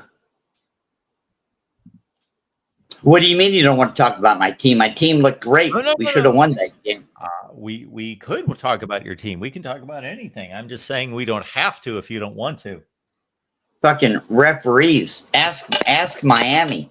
Miami was leading the whole game, and they were crying in all the chat sections about the referees. Yes. Just because, yeah, you get it? The referees decide the game. So, yeah, just... Plus, yeah, I'm pretty sure everybody has our playbook and our helmet communications. That's starting to bother DJ Lagway now. Like, every time he tries to do something, there's 3 guys there, you know? So you got to fill me in on, because I had the game on. I was watching the game, but I was watching another game at the same time. So sometimes I miss the nuances of the game. Where did they get ripped off in this game? Were there that many bad calls? They had our helmet signals. Every time we did a pre-planned play where DJ was going to throw a ball somewhere, there was 3 of them there every single time. I think there was 4 of them there once. I mean, that just doesn't happen in college football. There's no way you have 3 defenders that all of a sudden make a break on the ball to the one guy your quarterback's going to throw the ball to on that given play. But they did it on every play tonight. Bam! There's 4 guys, you know? Amazing. It was amazing. It really was. DJ's going like, what the hell? What's going on here? Well, yeah. I don't even care. I have no doubt he was thinking that. I don't even care. You know why? Because the only thing I cared about all year is beating Miami next week. It's a personal thing. You know, I got a hard on for Miami. Well, let's, that's coming up next week. If we beat Miami, it's a good year. I don't give a shit if we lose every other game. Well, I don't know that you should be real optimistic about that. I'm pretty sure we can beat Miami. Well, you can beat them. All DJ has to do is connect on 2 of those 5 passes that were intercepted. You follow me? He will throw the ball. There's no doubt he will throw the ball. And I love him for that. He's my favorite quarterback ever. My God. What did I just witness? How was that even possible? Yeah, they had our plays. They had our plays. Every offensive call, they had our plays. They were stealing our signals. LSU has a school of electronics or something. I don't want to get no conspiracy theories, but evidence of this, George. I just saw it on TV. It was on live TV too, but it's not like a quarterback's never thrown 5 interceptions. How come nobody else can jump everybody else's route the whole game, every play? We had 3 guys jumping our route every play. Like, come on. Surely, at least a couple of those times they'd have been occupied elsewhere, chasing somebody else. You know? They all decided to. They all focused in on the primary receiver every play. Yeah. The last one, I just think he was trying to throw the ball out of bounds. Yeah, maybe. I don't know. You know, I think it was like, I don't think he was trying to throw it out of bounds. I think he wanted a 50-50 ball. Yeah, so actually, he's a freaking Viking. He has Viking. Yeah, I would tend to agree with you, because if he wanted to throw the ball, it was desperation. It was desperation time. We were in desperation time. Yeah. You know, when that guy for LSU won all those awards, Joe Burrow, remember him? Yeah, I've heard the difference between what's happening with Lagway right now and Burrow is Burrow's receivers caught the ball. I don't care where Joe Burrow threw the ball. All they had to do was heave it up and somebody would catch that damn ball. That's the difference between Lagway and No. it's all on the receivers. Sorry, George. It's all on the receivers. I can't let you get away with that one. Joe Burrow and DJ Lagway are light years apart in their ability to play the position. He's trying to do it. He's trying to do the same thing Joe Burrow did. Just throw the ball. Somebody will catch it. Yeah. You may want to go back and watch Joe Burrow's 2019 season. He wasn't just throwing the ball up in the air.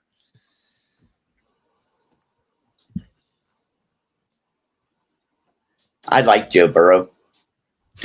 Anyhow, he had great receivers. Oh, absolutely. They would find the ball. Yes. Just throw the ball. We'll catch it, you know? For sure. He did.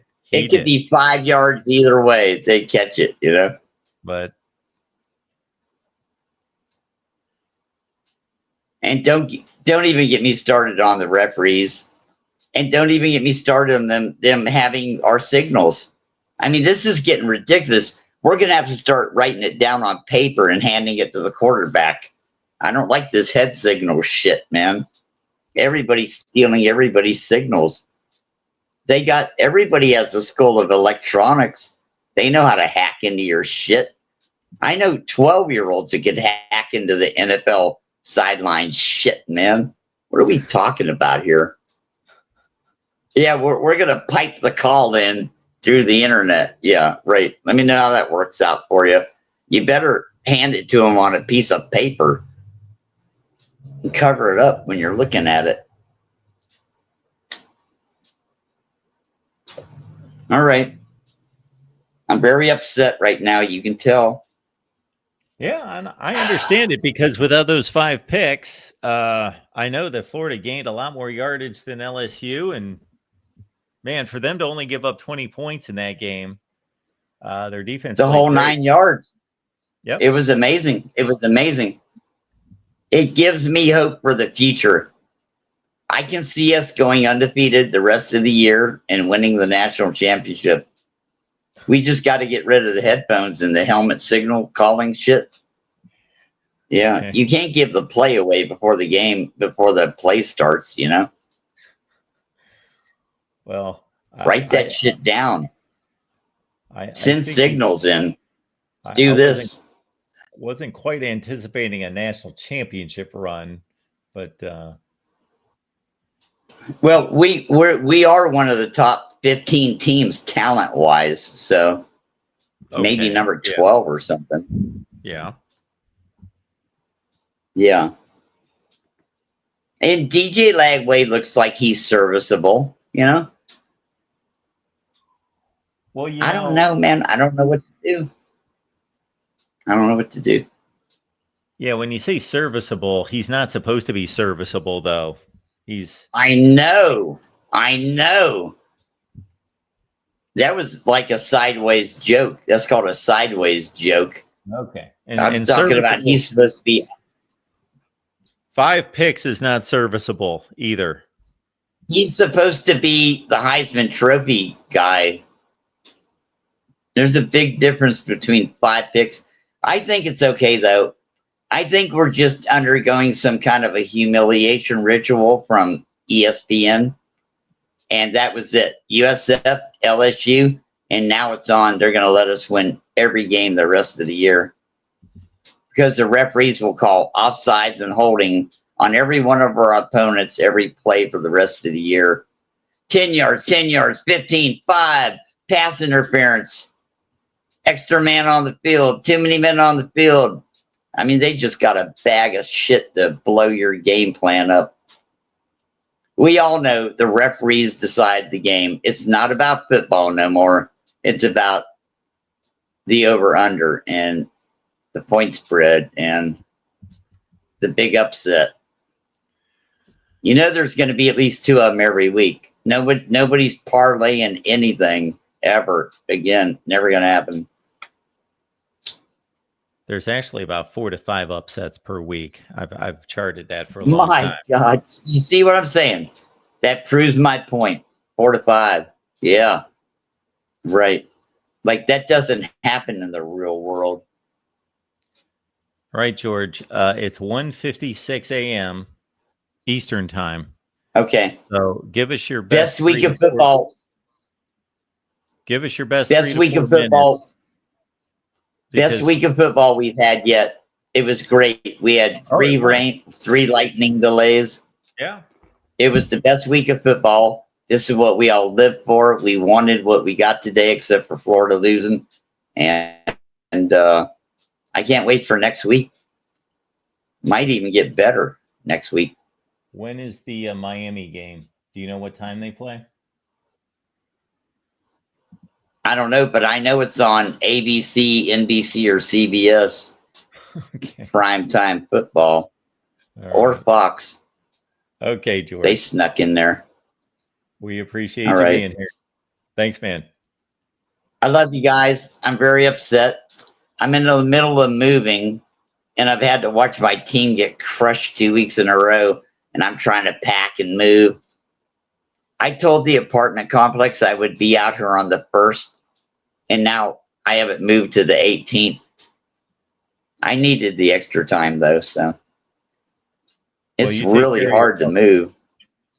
All right, George. My suggestion to everybody, hey, tell everybody, don't be a hoarder. Don't gather up trinkets. Okay. Just have like 2 shirts and 10, a pair of jeans and 9, 8. Yeah. 7. All right. All Love right, you guys. Whew. All right. We will take these other 2 calls. I'm going to go through these games because I am curious how many upsets were this week. Because it's always 4 to 5 in the top 25. All right. So we got Lewis on the line. Lewis, how you doing tonight? How's it going, Mark? Well, I'm not doing good. I'll tell you that right now. I'm pretty frustrated, pretty upset. Watch Notre Dame play. This year has been what was our strongest unit going in. Yep. It's like our Achilles heel now. It's like, what happened to our defense? What transpired? What hire did we do that made us believe that Chris Adler was going to elevate this defense to another level? We complained about Riley Leonard. We complained about this, how they weren't throwing the ball. We got a young quarterback that looks very promising, that looks great, and all the shenanigans that go with it. But now we can't even play defense. Yeah, that was rough.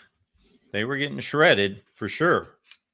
And it's like, how do we go from top 5 defense to bottom of the barrel? We have so much talent back there, so much. There's no, I don't even know what to say right now. Like, my voice is pretty much gone because I've been yelling all day, but I stand on business. Like I talk to talk and I walk to walk. Win or lose, I'm diehard Notre Dame, and I ain't shying I'm not shying away from no one. You know what I mean? So I stand on business with them. And I stand next with Marcus Freeman. I believe that Marcus Freeman is the right guy. I just believe, like he says, question everything. And this is the first time I'm questioning a hire that he made. Yeah. No, I see it. I understand what you're saying. They were as good as anybody on defense last year.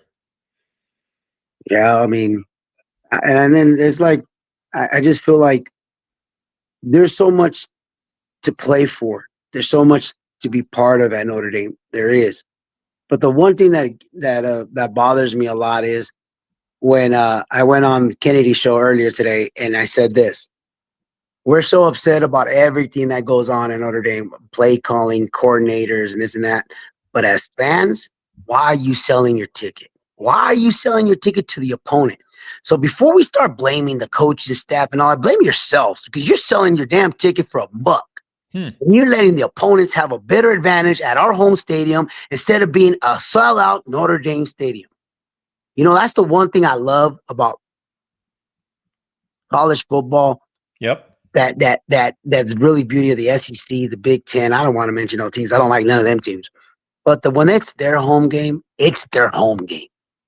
It's not the opponent that's going to have a sightseeing, tourism, and, oh, my God, it's a beautiful day at South Bend. No. They have this mentality where, like, you know what, we're going to a tourism and we're going to go take pictures all over Notre Dame wearing our Texas A&M or Ohio State or our Texas or whatever team we play, sightseeing type of game. And that's what it upsets me as a fan. That's what upsets me the most. So before we start questioning our administration and our coaches, question yourselves. Why are you selling out your ticket to an opponent? That's what upsets me. That's, as a fan, that's what really upsets me. And another thing is, we need to stop saying that these are Notre Dame kids. What makes a Notre Dame kid? Because these Good Samaritan kids that we're getting, I see no fight. I see no dog in them. I don't see no savage in them. I don't see a kid that has that hunger, that wants to be something or wants to go somewhere in life. A lot of these kids a lot of stuff is handed to them. We are Notre Dame, and we need to start playing like one. We need to start finding those kids that have that mentality that I'm lucky to be at Notre Dame.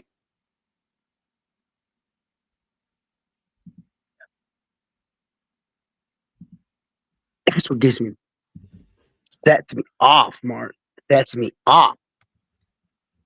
Do you want me to possibly give you a counterpoint to that? Go for it. Okay. At this point last season, Notre Dame had lost to Northern Illinois, and let's see, they beat Texas A&M in the opener. Then they lose to Northern Illinois, and I don't remember what happened in week 3. Purdue, they ran all over Purdue. So they blasted Purdue, who was the worst team in the Power 5. Mm-hmm. So you could make an argument that they've played just as well this year as they did through 3 weeks last year. You know, basically, they lost on the final play of the game on a walk-off field goal in Miami, and they lost basically tonight because they missed a PAT. Yeah, I get what you're saying, Mark, but it's like we're giving up. I forgot how many Northern Illinois last year at this point. Right, absolutely. I'll give you that. But at least we had something to hold our head on. And right now, we can't. We can't even rely on what our strength was, which was our defense. We can't even rely on our offensive line. We have the best 2 running backs in the nation, and the gap, the way they played from week 1 to week 2, yeah, there's an improvement, but you can also see there's even a bigger problem on our offensive line than what we see. There was times where it was 4th and 1, and we converted out of 3 or 4 4 downs. We only converted on 1. So I want to say 2 of them. It was a 50-50. 4 out of 2. Like, our offensive line should be pushing people to get that 4th and 1 just about 90% rate, and we're not. You know, it's like I don't see that tenacity. I don't see that desire. And then when you screw up on the PAT field goal, right? The one Buckner that messed it up, he's on the sideline laughing about it, joking, like not laughing about it, but he's still laughing and everything instead of having that face where that concern, like I screwed up or I want an opportunity, guys, to make it something raw type of thing. But no, you over there smiling and giggling. That upset me. That does hell upset me the most. You got nothing to smile at right now, my boy. Because if we lose, it's because you couldn't hold the ball. Yeah, that was it. That was it. And that doesn't excuse the defense, but at worst, you're playing overtime. Exactly. Yeah, exactly.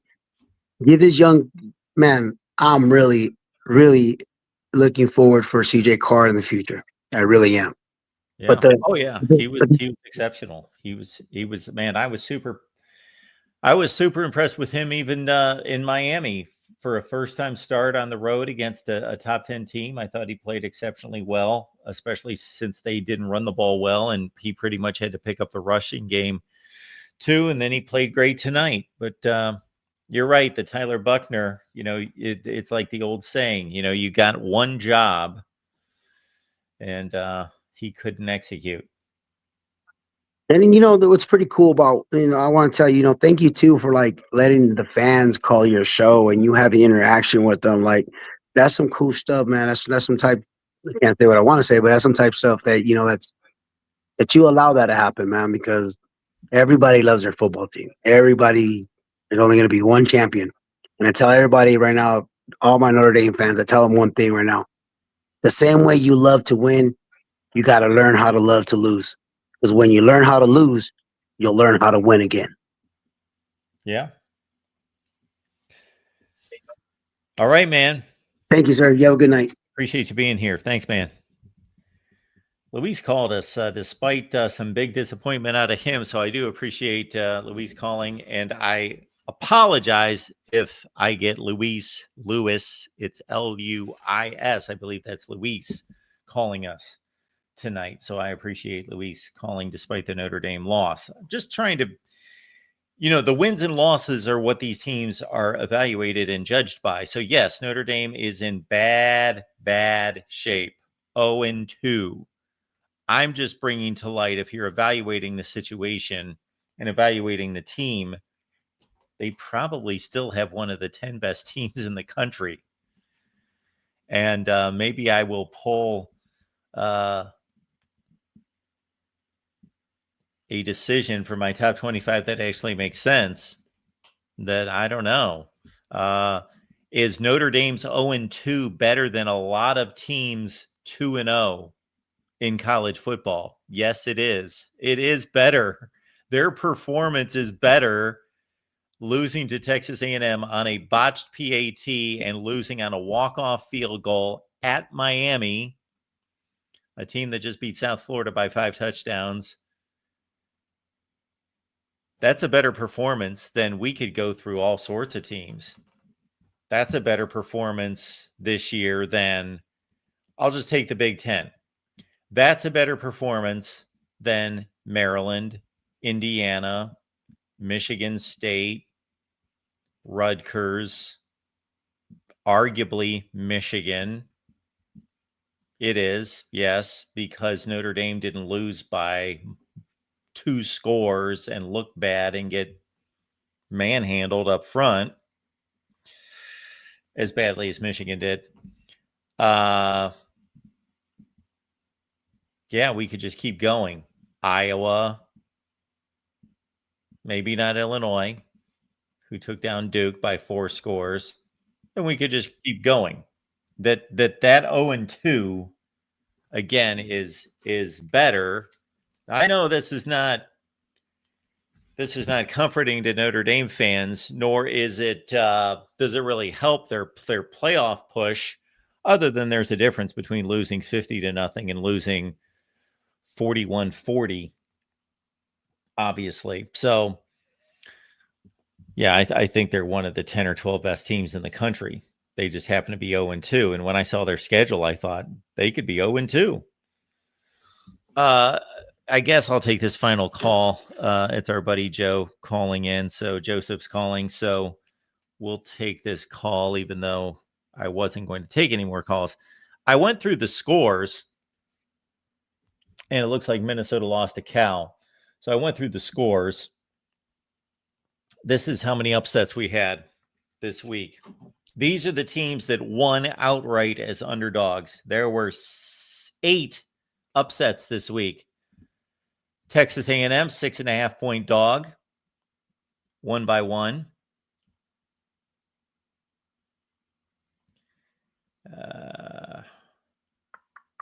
Cal, 3-point underdog, won by 13. Vandy, 3-point underdog, won by 24. Georgia Tech, 3-point underdog, won by 3. West Virginia, 7-point dog, won in overtime. Old Dominion, 5-point underdog, won by 19. Stanford, I called this one last night. Maybe I should have gone online and put some money on this. This would have paid off handsomely. I told this to the real MVP last night when he said, is there a double-digit underdog out there? I said, well, Stanford, 14-point underdog, won by 10. New Mexico, they top it all. 15-point dog, beat UCLA by 25. Crazy. All right, let's wrap it up. We got Joseph on the line. Joseph, how are you? Hello, Joseph. Are you there? Going once? Going twice? All right. All right, folks. We do appreciate you being here. I'm going to get to work on the top 25. That actually makes sense. Should I do that tonight? Don't think so. And yes, thanks for everyone who contributed. In any way, please hit the like button on the way out. You'll see me back here on Monday at 10 p.m. Eastern Time at the latest. And actually, this could be a good time because I think we've pretty much wrapped up all the non-conference games, excluding games against Notre Dame, excluding ACC, SEC matchups the final weekend of the season. So might be a good time to dive into the conference rankings. And spoiler alert, the SEC's far away the best conference in college football right now. It's not that close. I think the Big Ten dropped to 5-5 tonight against everybody else, and the SEC is now 9-2. Let's add them up. Bama's 1-1 by themselves. LSU won over Clemson. That's 2-1. Texas A&M beat Notre Dame. That's 3-1. Ole Miss hasn't played anyone. I don't know if they've got a. Anyway, 3-1. Mississippi State won. 4-1. Arkansas still has yet to play Notre Dame. 4-1. Oklahoma beat Michigan. Texas lost to Ohio State, so that's 5-2. Georgia didn't play anyone yet. Tennessee beat Syracuse. That's 6-2. Florida had not played a Power 5. That's 6-2. They've got 2 more, so there's 2 more there. 6-2. Kentucky, no. South Carolina beat Virginia Tech. That's 7-2. Vandy beat Virginia Tech. That's 8-2. I think I got everyone in the SEC. 8-2 for the SEC. Ohio State beat Texas. Michigan lost to Oklahoma. Michigan State beat BC. That's 2-1 for the Big Ten. Maryland, be ashamed. Indiana, be freaking ashamed. That's pathetic. You don't play anyone. Rutgers, be ashamed. You don't play anyone. This is pathetic of the Big Ten. This is just annoys me beyond belief that you've got 4 schools in the Big Ten that don't play anyone. And one of them is named Penn State. I understand. No, I'm not going to let Indiana off the hook or Maryland or Rutgers off the hook either. You're big-time schools. You play in a big-time conference. You're getting paid $90 million in TV rights. But I'll differentiate Penn State. You're pathetic for not playing anyone. It's pathetic. It is truly pathetic. Anyway, that's 2-1. Iowa lost to Iowa State. That's 2-2. Illinois beat Duke. That's 3-2. Wisconsin lost to Bama. That's 3-3. Nebraska won over Cincinnati. That's 4-3. UCLA lost to Utah. That's 4-4. Oregon beat Oklahoma State. That's 5-4. I think I'm missing another game in there somewhere. 5-4. Minnesota lost to Cal. 5-5. So there you go. 5-5 for the Big Ten. And you still got Purdue, Notre Dame, and USC and Notre Dame. And so, wow, USC, you better beat Notre Dame because otherwise the Big Ten's going to finish 5-7 non-conference. That's it. Those are the games. The Big 12, Baylor lost to Auburn, and Iowa State beat Iowa. That's 1-1. And Cincinnati lost to Nebraska. That's 1-2. West Virginia beat Pitt. That's 2-2. I should pull up the standings when I look at this. 2-2. TCU beat North Carolina. That's 3-2. Oklahoma State lost to Oregon. That's 3-3. Kansas lost to somebody. Missouri. That's I missed Missouri out of the SEC. The SEC's 9-2. I missed Mizzou beating Kansas. 9-2 for the SEC. 3-4, I think I got for the Big 12. Colorado lost to Georgia Tech. That's 3-5. But Utah won. That's 4-5. Arizona State lost to Mississippi State. That's 4-6. I think I got the Guess UCF's not playing anyone. Oh, BYU. They beat Stanford 5-6. I think 5-6 for the Big 12. Don't know if anyone's playing along with this. They can, I'm doing this all by memory here. The ACC, Florida State won, Miami won, Clemson lost. That's 2-1. NC State hasn't played anyone. Louisville hasn't played anyone. 2-1. Boston College lost to Michigan State. That's 2-2. Syracuse lost to Tennessee. That's 2-3. Wake didn't play anyone. 2-3.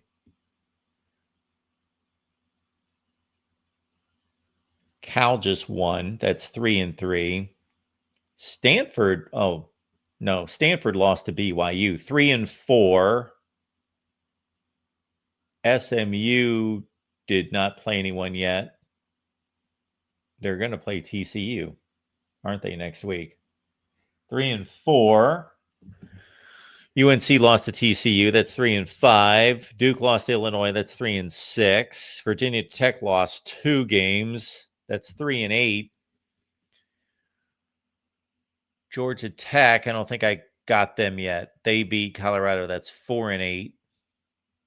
Pitt lost to West Virginia. That's 4-9. Virginia didn't play anyone yet. I think that's it. Did I miss anyone? SMU lost to Baylor. That's right. So that's 4-10 for the ACC and tack on a win for the Big 12. 4-10 for the ACC. I think I got that.